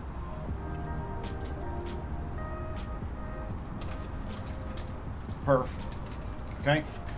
And it should be on the approach page. Where it next phase. All right, next phase. There we go. All right, there's the approach phase right there. Okay, so QNH. Let's go ahead and pull that down. Let's see what that is over here. We can do that from here, and we can go to our dashboard, and we can get that information right here on CID. And right now it looks like the altimeter is 3005. So let's get that in here. 3005. We'll get that in our scratch pad. We'll get that popped up there. All right, and then we'll come back over here and get our temperature, and our temperature over there. FedEx 2056, descend at pilot's discretion, maintain flight level 280. All right, descend at pilot's discretion, maintaining a flight level of 280, FedEx 2056. JetBlue 5135, verify you copied the last hotel is current All right, St. wrote Louis. that down. Let me know when you have that, and expect the visual approach, runway 30 right. All right, the temperature is 16. Let's go ahead and pop that in there. All right, so 16, get that in our scratch pad. And JetBlue put that in 5135, there. roger, thank you. All right, we'll get a transition altitude in here at 18123. All right, and we'll pop that in there. And the winds, let's go ahead and grab the winds real quick.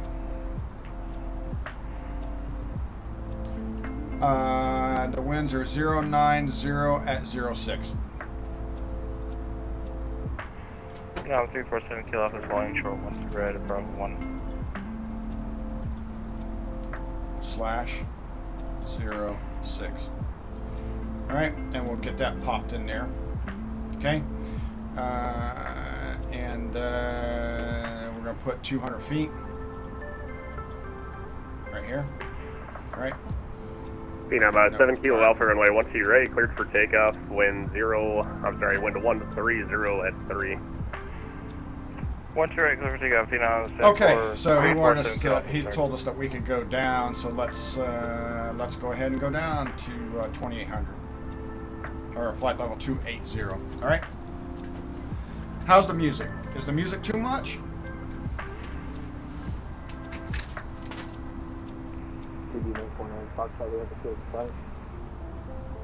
Phenom 7 Kilo Alpha, fly runway heading, I'm sorry, correction, fly heading 100 on departure. 100 on departure, 347 Kilo. November 902 Foxtrot cleared, I'm sorry, correction, November 902 Foxtrot to enter straight in final runway 30 right. Enter straight in final 30 right, 9 Foxtrot. Central aircraft India is now current at St. Louis, altimeter 30. Music is 04. good. All right, cool.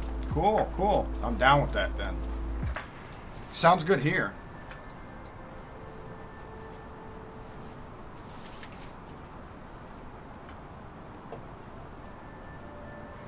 All right, I'm going to reduce our display here down to 80. All right, and what that did is that just reduced the range here on this display. Now the range rings go out to 80 nautical miles. Reduced them by half, so you got 20, 40, 60, and then 80. And that's... Phenom 7 Kilo Alpha, 1,000 for 2,600.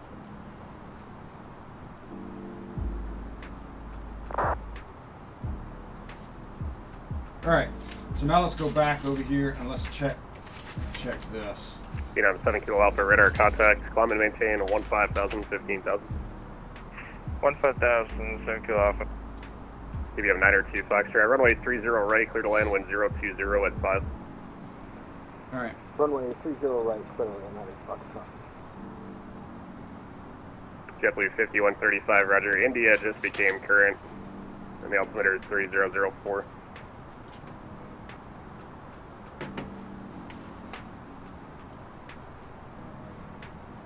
Yeah, I'm 7 Kilo Alpha, verify heading 100. That's right, 100, sorry, 7 Kilo Alpha. JetBlue 5135, fly present heading, vector to final, descend to maintain 6,000.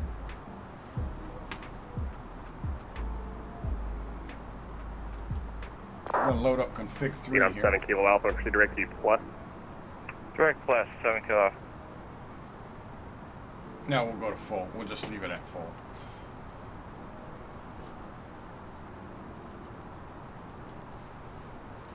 Central aircraft uniform is now current at international, altimeter is 3004.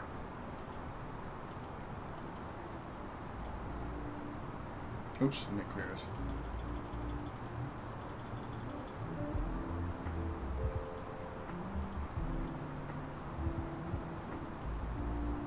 Nope, out of range. I don't know why that's out of range.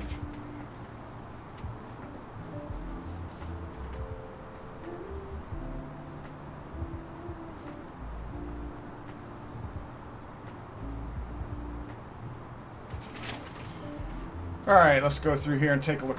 We got the constraints are on. When we're not going to change out of standard mode and set this until we get below 18,000 feet. So we'll leave the barometer alone for now. And let's see, we just got to confirm the ILS frequencies and everything.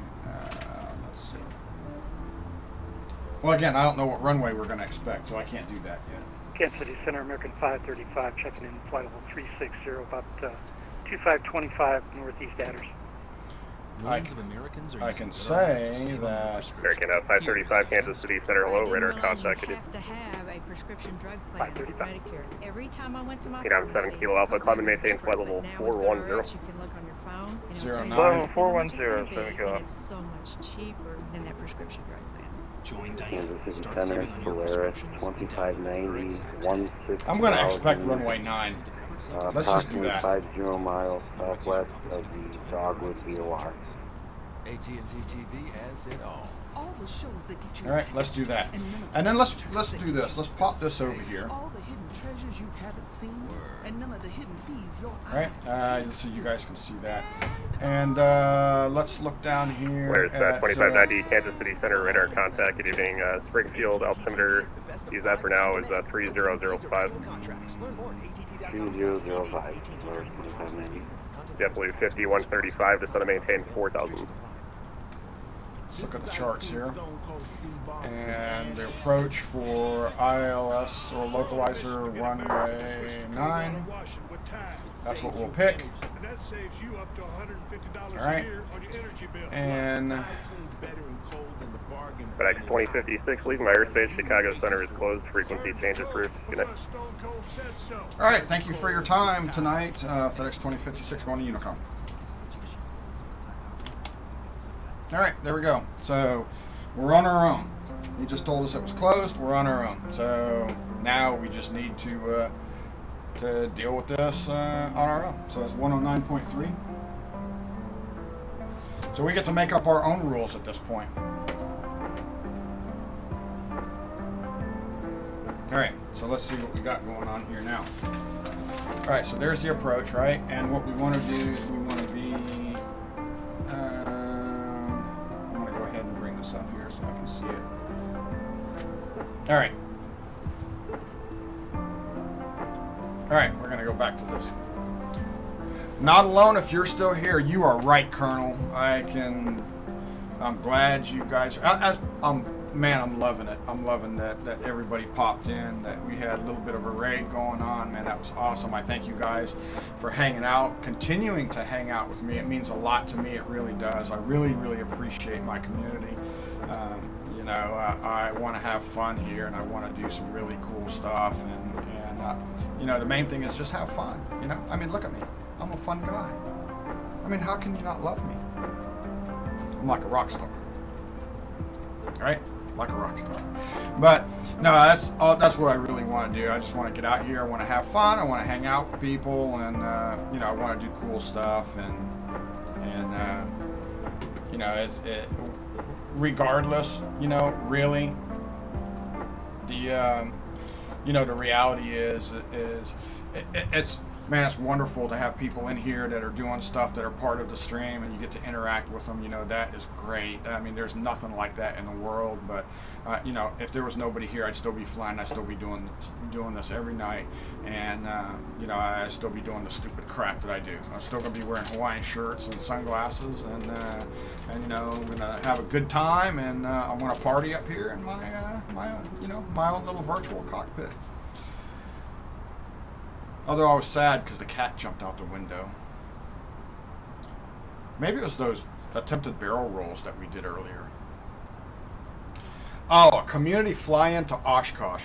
So, that being said, it's a good thing that Colonel Fork brought that up for the people that are still here, that are in the stream. It's like, oh gosh, I don't remember the exact dates. Is it like the July 14th, 15th, 16th, 17th, something like that? But there's going to be some.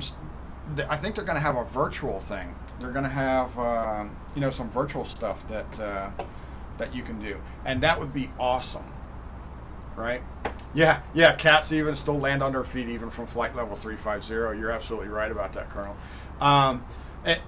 Colonel Fort, if you want to put together an Oshkosh fly-in, I would be all about that. You can guarantee my participation. I'll be there, and it'll be a good time. I'll share the information to the streamers and to the rest of the community, and as well as on my Discord. I'll go post it on Shoney's Discord and Flying Fabio's Discord, and and everybody else, the Bush League Legends. I mean, I'll go post it, everywhere, and we'll see what we can come up with. That being said, I'm going to go ahead and drop this down a little bit more. Right, I'm going to come down to about 10,000 feet here.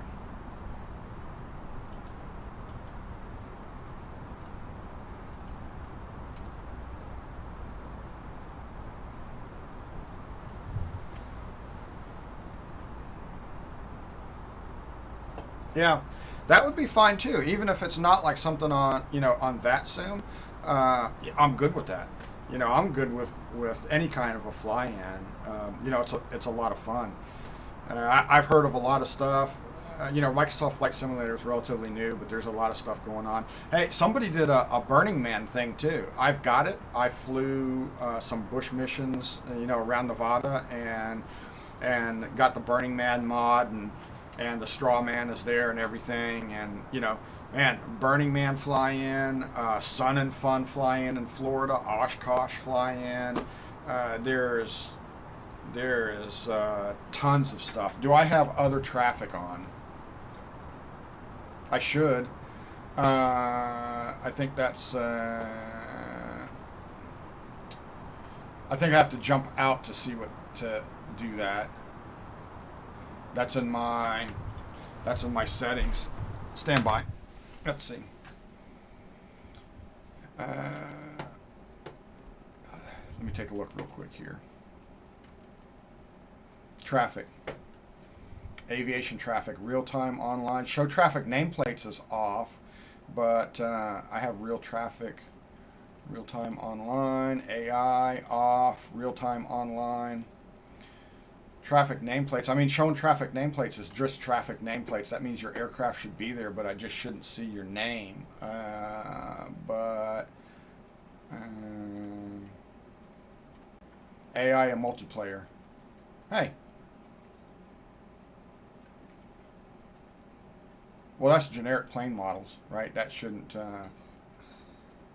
matter whether that's going to occur there.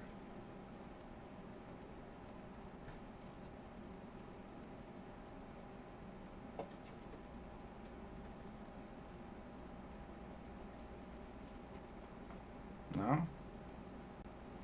Should all be on. And I know I made some. I'll apply that. That's fine, I guess.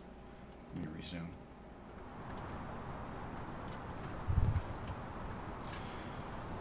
All right. Let me reduce my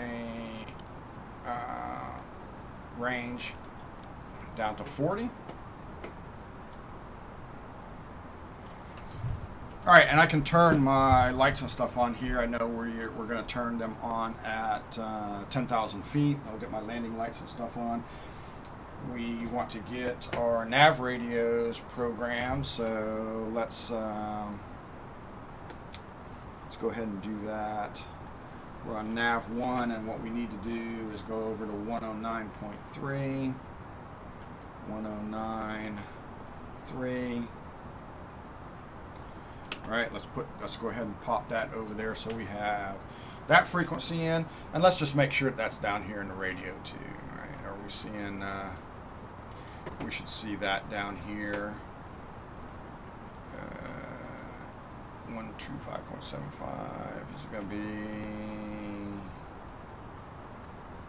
nav Oops. Stay.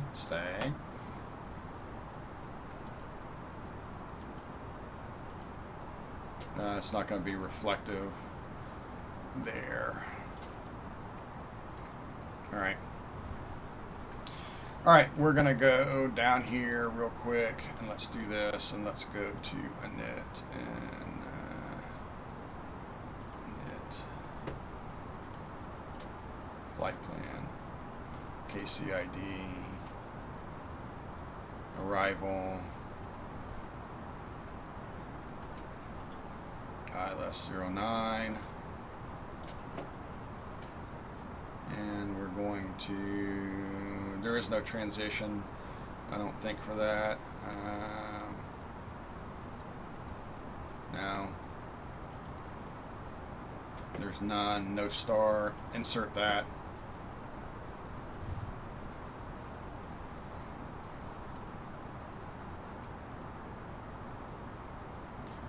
All right, and then if we zoom out, let's see what damage we did when we did that.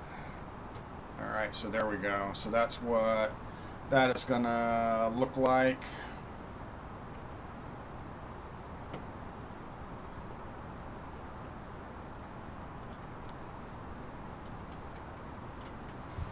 All right, and what do we want to be at when we get there? We want to be at 2,500 feet when we get to Phoner. All right, and we should have constraints. I've got constraints on, so we're going to see that. Yep, it says 2,500 feet right there, and there's Phoner. Okay, so we see that. And let me pop out. I guess if you've been following me, let's take a look outside again. Let's see if we see something. Go behind me and look. No.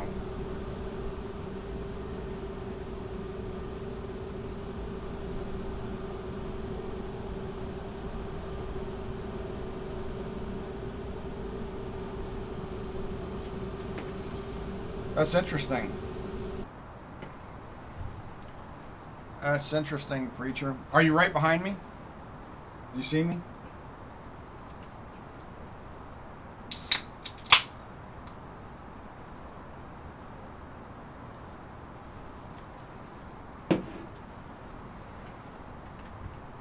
All right, while we're at it,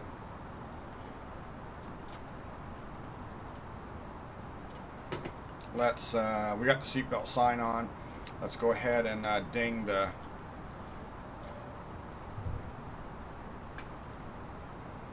cabin crew. We're coming down to that. Let's go ahead and just bring it on down.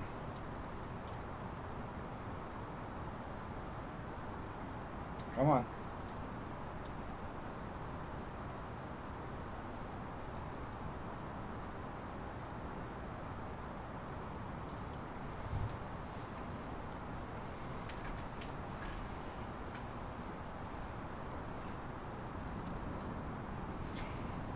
All right, so we gotta prepare some stuff. We gotta get ahead of the airplane out here, right? So we're going to see what we need to do. We need to intercept our heading mode. What we're gonna do is when we get down to 10,000 feet, we're gonna click the LS button. That's this button right here. So we're gonna do that. Reduce our ND range. Our constraints are on. Oh.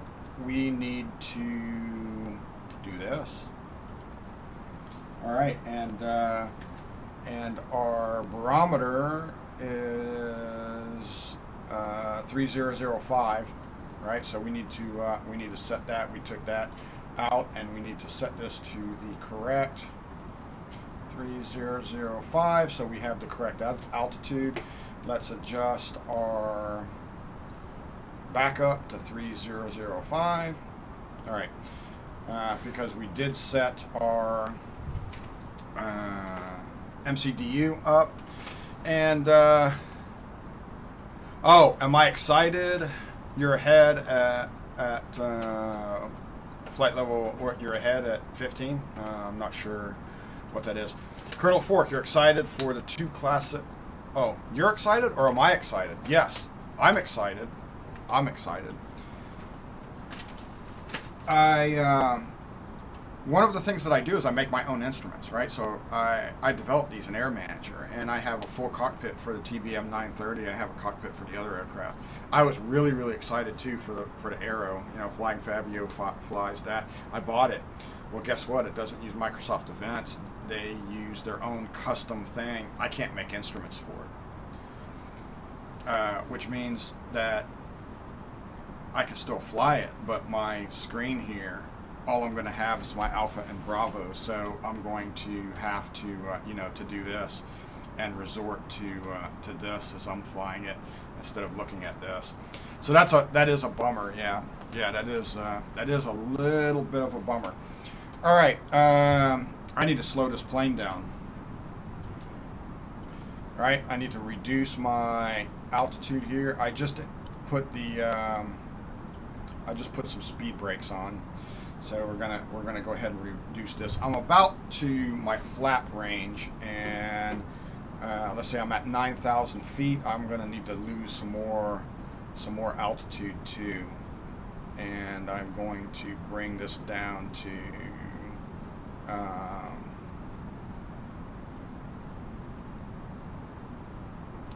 I'm gonna bring this down to 3,000 feet. There you go. All right, we're getting pretty close here. We're getting pretty close. We're coming up on it. We're about 15 nautical miles away. Give or a little bit less than 15. But yeah, we're coming up here where we need to be at about 2,500 feet here pretty shortly. We can engage one flap, so let's go ahead and get the flap in. Oh, we were at the mark. Now we're going to overspeed. Let's go ahead and reduce our speed a little bit.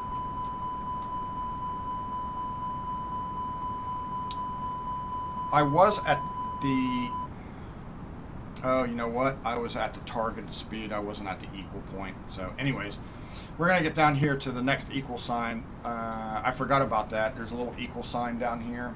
And this tells you stuff, so we got to be around there. But I got all the speed brakes in. While I'm here, I'm going to go ahead and engage that. And I will arm the speed brakes here in a little bit. So I can turn this on. We're below 10,000, right? So I got that, and I'll turn on approach mode.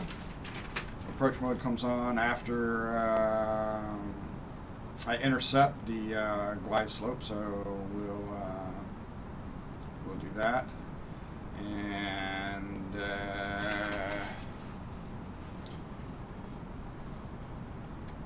let's see if we can put this big thing on the ground. It's going to be interesting.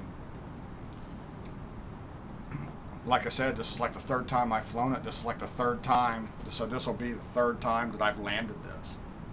I've got 3 takeoffs, 2 landings. 3 takeoffs, 2 landings. No flight instructor. And the cat jumped out, right? Remember that? Yeah. So, guys. Guys, it's going to be this is going to be interesting. All right. So, let's my arc, let's go ahead and reduce that down a little bit more here. Let's go down here, and let's go here, and let's go to my arrival, and I've got that got all that in there, just making sure. So let's see what happens.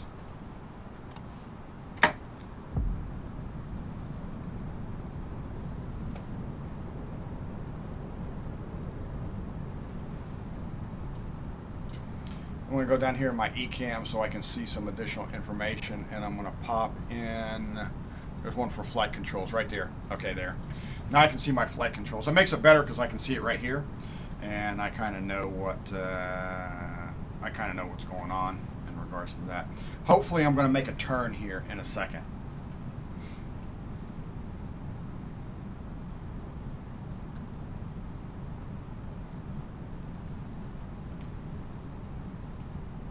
hopefully I'm going to make a turn. 2,500.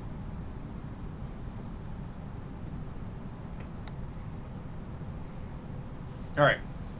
Up there it is. Cool, cool, cool. That's good. Arm that. Come on. There we go. All right, cool.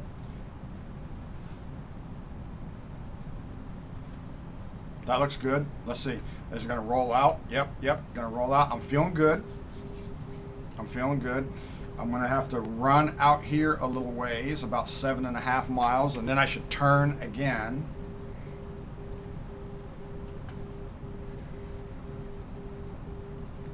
Better drink some more rum. All right.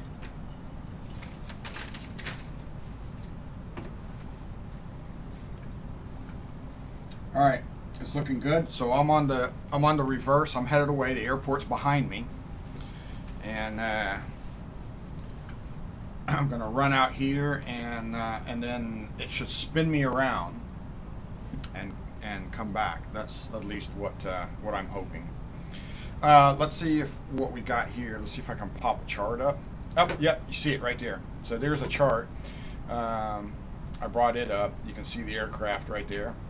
So you see it, and I'm flying away from the airport, and I should not follow, I don't think, that that turn there. I'm going to go past it. So it looks like I'm going to go, the flight plan here that's in the system, looks like it's going to take me past, it's going to take me off that chart, and then I should turn and then turn back in.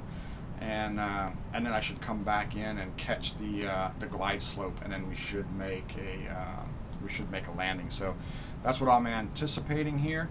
We're looking pretty good. We're fully configured. We're at the speed that we need to be at. We got our brakes armed, and we got our brakes set, and we have our speed brake armed. So that should be pretty good.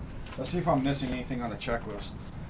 Man, I got to memorize this thing. If I'm going to keep flying 320, I'm going to have to do this. But, you know, again, like I said, 3 takeoffs and 2 landings. Let's make it 3 and 3, right? Let's get a good landing in here. So to gear down, let's see, nose lights are on. We got those. We got all the lights on. We got the turn off lights on. Spoilers have been armed. The flaps are down, and the only thing that I have to do is disengage the auto throttle as we approach. So I can do that. I can arm that or disengage that. We'll see. Okay, so now here we go. Let's go back inside the cockpit here. Let's continue to keep our head on a swivel. So here's where we're going to make our turn as we're flying out. I anticipate any moment now. There it is. We're starting our turn. Okay. Oh, it's going to turn us the other way. Look at that. Why is it going to turn us the other way, you think?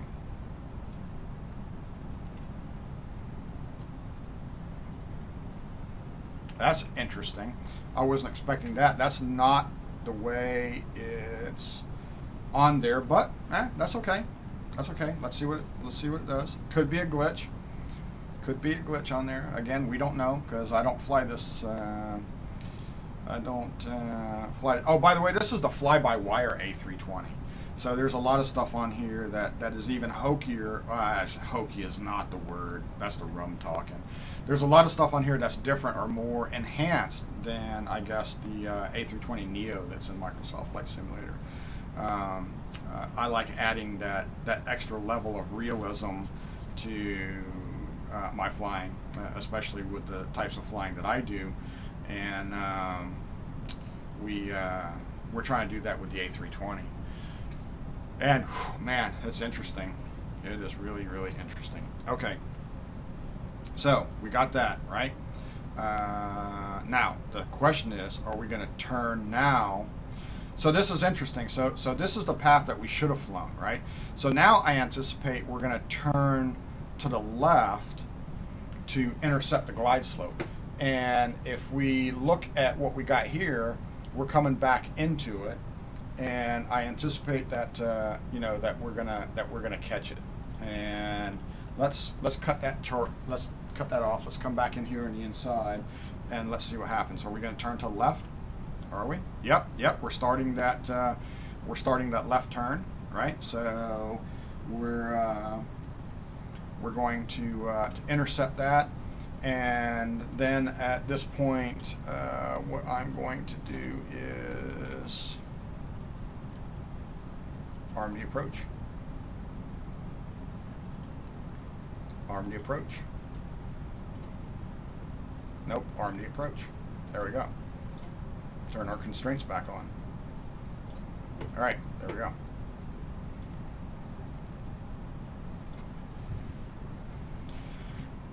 All right, so looking at the instruments, right, what we got here, just like any other plane that uses a glass cockpit. So we got glide slope down there in blue, right? We've got localizer in green, so we see that. We've got, we know that that we've captured the localizer. So now there it is. So glide slope. Now we captured the glide slope because it was in blue, and then it jumped up above it in green. So we know that we're on it. So there's the airport. So what we should do now. And it's telling us that, you know, it's a Cat 3 single, and the only thing that we got to do now is cut our auto throttle when we land. So hopefully this is going to be pretty good. So let's go ahead and do the verification here again. Speed brakes are armed, right? Flaps are fully down at this point. We're on the final, right? So all those are fully down. Speed brake is armed. Brakes are armed. Landing gear. All right, here's our landing gear. So our landing gear is down. We got 3 green. I see it over here on my instrument panel as well. Let's stick our head back outside. We're coming in for the runway, so the runway looks good. Let's go ahead and make a quick call out here. Cedar Rapids traffic, FedEx 2056 on final for runway 9, Cedar Rapids. Go ahead and give that call out on Unicom frequency and make sure that you know that if there's any traffic out here, they hear us. And I see somebody. Do I see somebody out there? I see an airplane. Preacher, is that you? You're headed right for me. I see you now. There you are. Ah! Or is that no? Or is that just some generic traffic? That might be some generic traffic. All right, so we're at 1,000 feet. Let's get our head back out here. We got to pay attention to what's going on, folks. All right, we look good. We look like we're coming up for the runway nice. Everything is good. Now remember, my throttles are in CL mode. They're all the way forward up here. When I disengage the auto throttle, 500. I need to pull this. I need to pull this back. Right. So so let's do this. Here we go. We're coming down. We're coming down.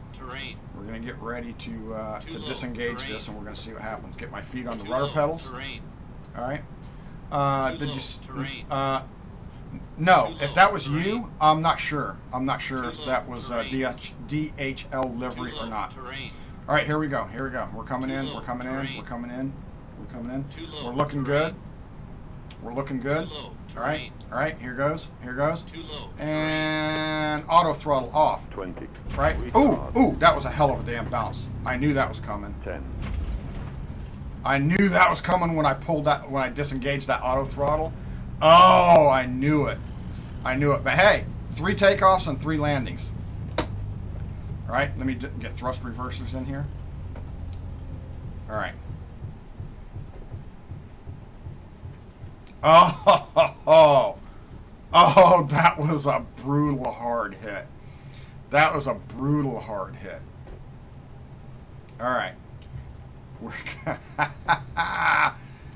All right. We're crossing runway 9. No, this is not. This is. I'm not sure what that is. What runway that is, but we're gonna run down here to the end, and we're gonna turn off. Man, I gotta pay attention to that more. I really have to pay attention to that more. All right, let's go down here. Let's turn the spoilers off, right? And are we in thrust reverse? No, we're not. Okay. All right, so here we go. We got our. Oh, Colonel 4. They may have, very well have. They may very well have. Hey, you know what? There's a lot of FedEx packages in it. I hope there's no breakables. I hope there's no breakables. Cedar Rapids traffic, FedEx 2056. We are clear of the runway. Cedar Rapids. All right, so I went ahead and let them know.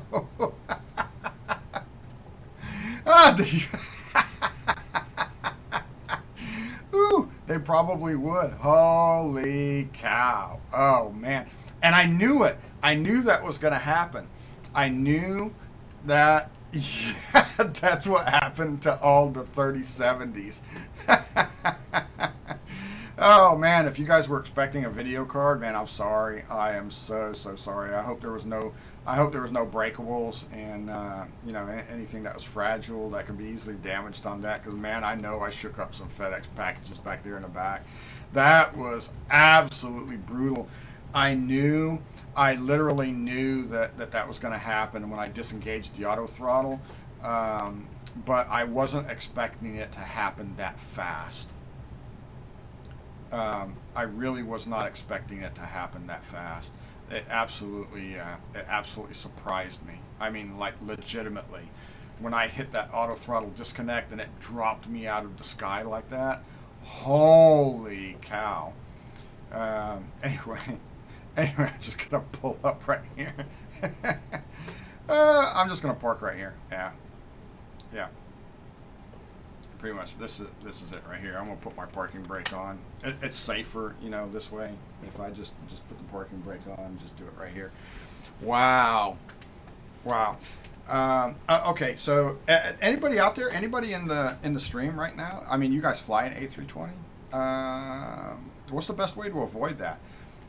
So I'll tell you my experience with landings, because I fly with all realism again, right? And I'm flying the fly-by-wire, which adds a little more realistic characteristics to the A320. The first time I flew it, it was brutal, man. It was brutal. Let me see before I go any further. I got to go down here and turn my ACARS off before I forget, right? And let's see what.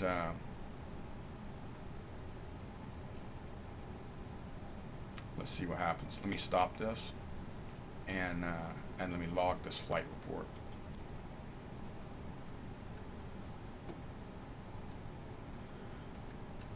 Okay. All right. So I logged my my FedEx flight report in ACARS. So yeah, a little bit of a debrief here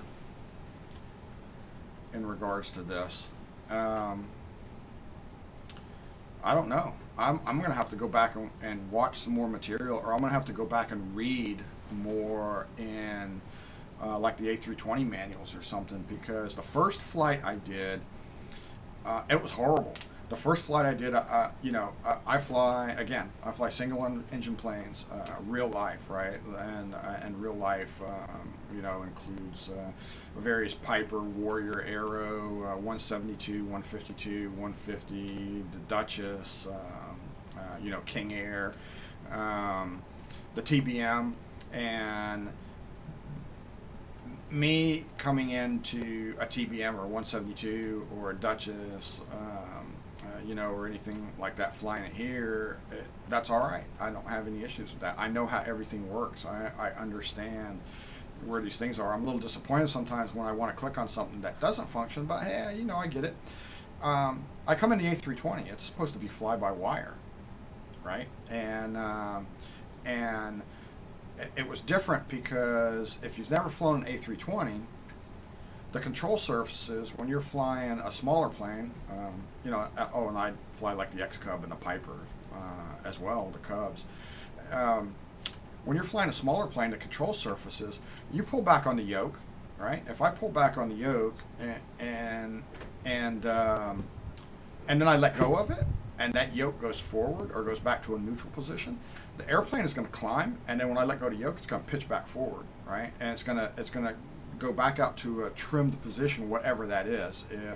If I was trimmed for level flight, when I pull back on the yoke and I let go of it, I would expect it to relatively return to some form of relatively level flight. whether you pitch down, same thing, right? The A320 uses fly-by-wire, so when you take off and I pull back on the yoke and I start climbing at, let's say, 1,000 feet per minute, when you let go of the yoke, well, the A320 has a joystick. That's the other thing. When you let go of the yoke or the joystick, it's going to go back to a neutral position. But guess what? The computer is going to say the last time you had your hands on the flight controls, you set it to fly at 1,000 feet per minute. So I'm going to keep flying at 1,000 feet per minute vertical climb. It doesn't care.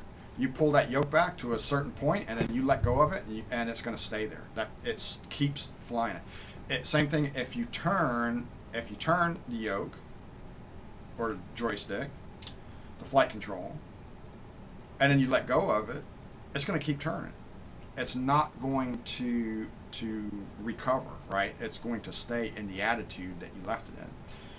That was the first thing that I had to learn, and it really threw me off because because you start fighting the plane, right? You don't understand that the plane is going to try to stay where it is, and you start fighting it. So I had a difficult time with it. And some of the functions, I mean, autopilots tend to all work the same or relatively similar. So it's not that difficult to kind of understand what you have to do, except for these modes. When you get in here and you look at these on the A320, you have managed mode and you have engaged mode. So right now the speed and the heading, that's in managed mode, right, where the computer manages that. Now if I click it and put it in, is it going to do it? There it is, right. So now it's an engaged mode. So now if I turn the heading knob, the aircraft is going to fly that heading.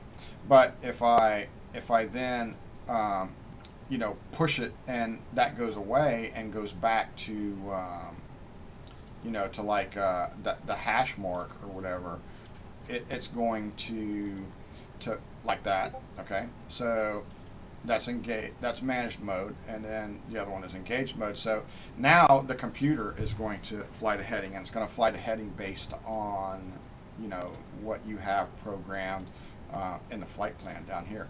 So there was some trivial, there was a little bit of an understanding that had to occur with that. So my first landing was horrible. I mean, it was absolutely horrible. And you think, I mean, this one was this approach was fairly decent. It did some things that I didn't expect, and I'm not 100% sure, why that occurred. But it did some things that I wasn't expecting, like the left and the right turn as we were coming back to intercept the localizer. I thought it was going to go left. It went right. I don't know why, but it was okay because I was watching it, and I was ahead of the aircraft. But yeah, so I got that figured out. Now on my third flight, my third takeoff, my third landing, I kind of got that all figured out.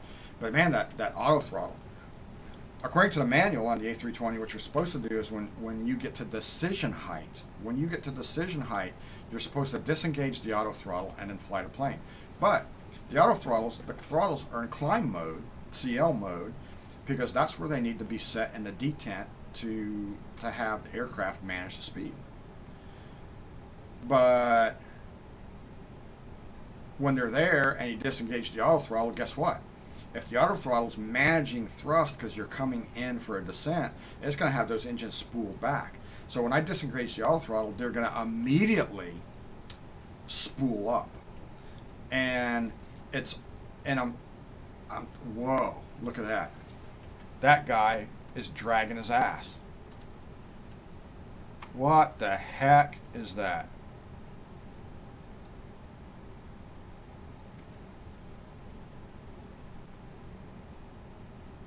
That's crazy.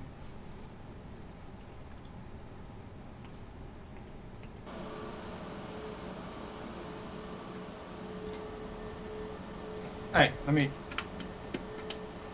go ahead and cut some of these lights on and stuff. Oh, you know what? Let's go ahead and jump back in here, because when I landed, what I should have done is when I came in, when I was taxiing down the runway, what I should have done is I should have turned the APU switch on, and then I should have turned the APU start on, and let the APU come up and get up to speed. So I'm going to go ahead and do that right now so I can shut down these engines.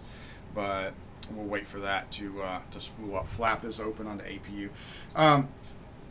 So yeah, let's see. The biggest one you fly. I know you said this a minute ago, Coal Fork, was the DC-6. I like the DC-6, man. I love it. I watch the streamers, the other streamers. I watch them flying the DC-6, and it's like absolutely amazing. I was at a local airport here not too long ago, just like 2 weeks ago, and I come into the airport, and there's a DC-3 there, and this DC-3 is just absolutely amazing. It's all polished up, real shiny. So I stopped and went to the FBO and was talking to some of the guys in the FBO, and I was like telling me a story about this, and the person at the desk gets on the radio, and they call somebody, and these two guys show up in a golf cart. Man, they spent like 45 minutes telling me about this DC-3 that lives at this airport, and it flies every 10 days. It is all original, 100% original. Okay, 99.99% original, because the only thing that's ever been replaced in the last 85 years is a small floor panel inside the passenger compartment. That's it. Same engine, same everything. And it was the 21st. It's called a Detroit flagship, American Airlines. It still has the same American Airlines number on it. It was the 21st DC-3 that American Airlines took possession of in 1938, and it's still flying to this very day. It's owned by an American Airlines 777 captain, and he has a complete volunteer organization that's around it. You can go down there and work. You can do stuff. You can help them with the airplane. You can do all kinds of stuff. Membership. It's an all volunteer. You have to pay, right? You got to pay to be a volunteer, but it's $100 a year. But one of the things that they do as a benefit is, because this aircraft flies every 10 days, you pay your membership to join the club. You volunteer. You do stuff, and one of the perks is they'll take you up on a flight. No money out of your pocket. The members, the money that they pay, pays for fuel for them to do that. And, they'll take people up and they'll fly. It's awesome. I like the DC-3. It's smaller, got twin engines. Remember where I come from? Single engine, twin engine. That's my comfort zone. And I can manage that. Now, you get into DC-6, man, you look at like a flying Fabio and some of these other people that are flying DC-6. Even, I don't know if you fly it, Colonel Fort, or not, but man, there's a lot of stuff to manage. There's a lot of stuff to manage. Check me out. I'm wearing a Hawaiian shirt, sunglasses. I want to sit here with my rum and Coke, and I'm going to fly in a float plane to the Bahamas, or Alaska, or whatever. That's me. Show up at the airport. I'm wearing a shorts, Hawaiian shirt, and flip flop sunglasses. I'm drinking a pina colada. And it's like, hey, I'm Captain Seppi. I'm your pilot. Let's go. This stuff here is a little bigger, and it's fun, right? It's fun. I enjoy it because you learn stuff. Let me go ahead and cut these fuel pumps off, and this is going to cut my engines off.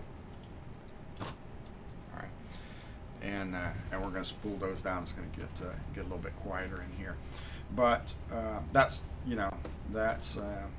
another cool thing, about that.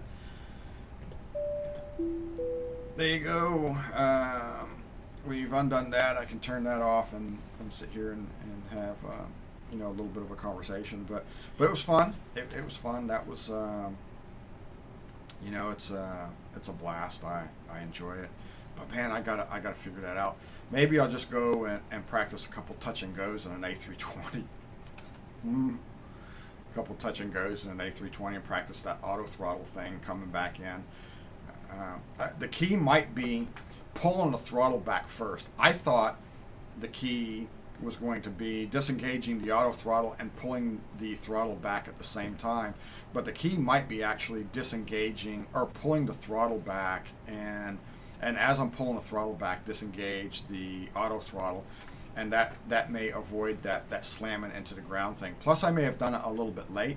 You're supposed to do it around decision altitude, so that would have been around 200 feet. I think I did it like around 50, but yeah, when I disengaged that auto throttle, man, and those engines spooled up as quick as they did, it just took me straight into the runway, and I got a little bit of a bounce there, but yeah. So you've only flown it with the AFE. Yeah, so supposed to be the Corsair. Wait a minute. Hold on a second.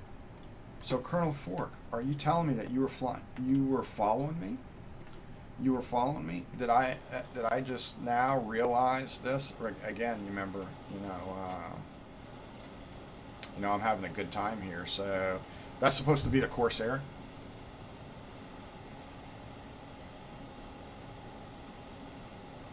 Oh, you only just... Okay, but that's supposed to be the Corsair, and you only spawned in.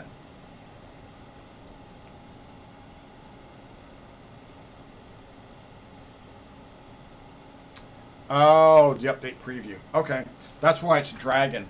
That's why the tail is dragging. Man, I gotta tell you. So, let me ask you this. How do you like the F4U? Do you like it? Oh, you like it? Cool. I might have to try it. Again, going back to what I'm comfortable with, that kind of that stick and rudder guy. But yeah, it's awesome. It's awesome. All right, well, guys, I'm going to let you all go. Be sure to catch Colonel Fork, right? He's going to be doing some stuff tomorrow at 3 p.m. Did I get that right? Tomorrow at 3 p.m. Be sure to check his channel out. And, thank you guys for showing up. I really greatly appreciate it. I'm going to try to fly this weekend. Normally, my flying days are 8 p.m. Central Standard Time, 1 p.m. or 0100 Zulu, FedEx Friday. I do it every Friday. And then Wednesday, I have my around the world trips. So you guarantee to have me on those 2 days. And I try to throw up some special things. We got a long weekend this weekend. I'm off on Monday. I will probably fly on Monday in the afternoon, because I never get to fly in the afternoon. Colonel Fork, again, is going to catch him tomorrow. Look for him. Colonel Fork 85, 3 p.m. Eastern Standard Time tomorrow. He's going to be doing some stuff. Be sure to check him out. And thank you for dropping in the sim, hanging out, enjoying your evening with us as we bounce down the runway in A320 and we try to figure this thing out. The rest of this, if I fly this weekend, it's going to be in a bush plane, and if I fly in, and then my next flight on Wednesday is a TPM 930 as I traverse the globe around the coast. And of course, if I see anybody else online, I'm going to try to catch them. I'm going to try to do some flying with Colonel Fork. I'm going to try to do some with Captain Arash, Shoney Gaming, Fabulous Fabio, and Flying Fabio, and a bunch of others. But guys, thank you very much for hanging out. Again, greatly appreciated. Thanks for all the love. Very, very much appreciated. You just don't understand how much it means to me. It's awesome. I get to hang out with a lot of people that I know and chat with on a daily basis. So it's really cool. And that being said, here comes the credits and a trailer. I've got a little trailer. So hang out for a minute or two, and we'll throw the credits up for a few minutes, and then you're going to see a cool little trailer. And again, I'm Captain Seppi. Thank you for hanging out with me and flying on FedEx Friday. I appreciate it. Thank you very much.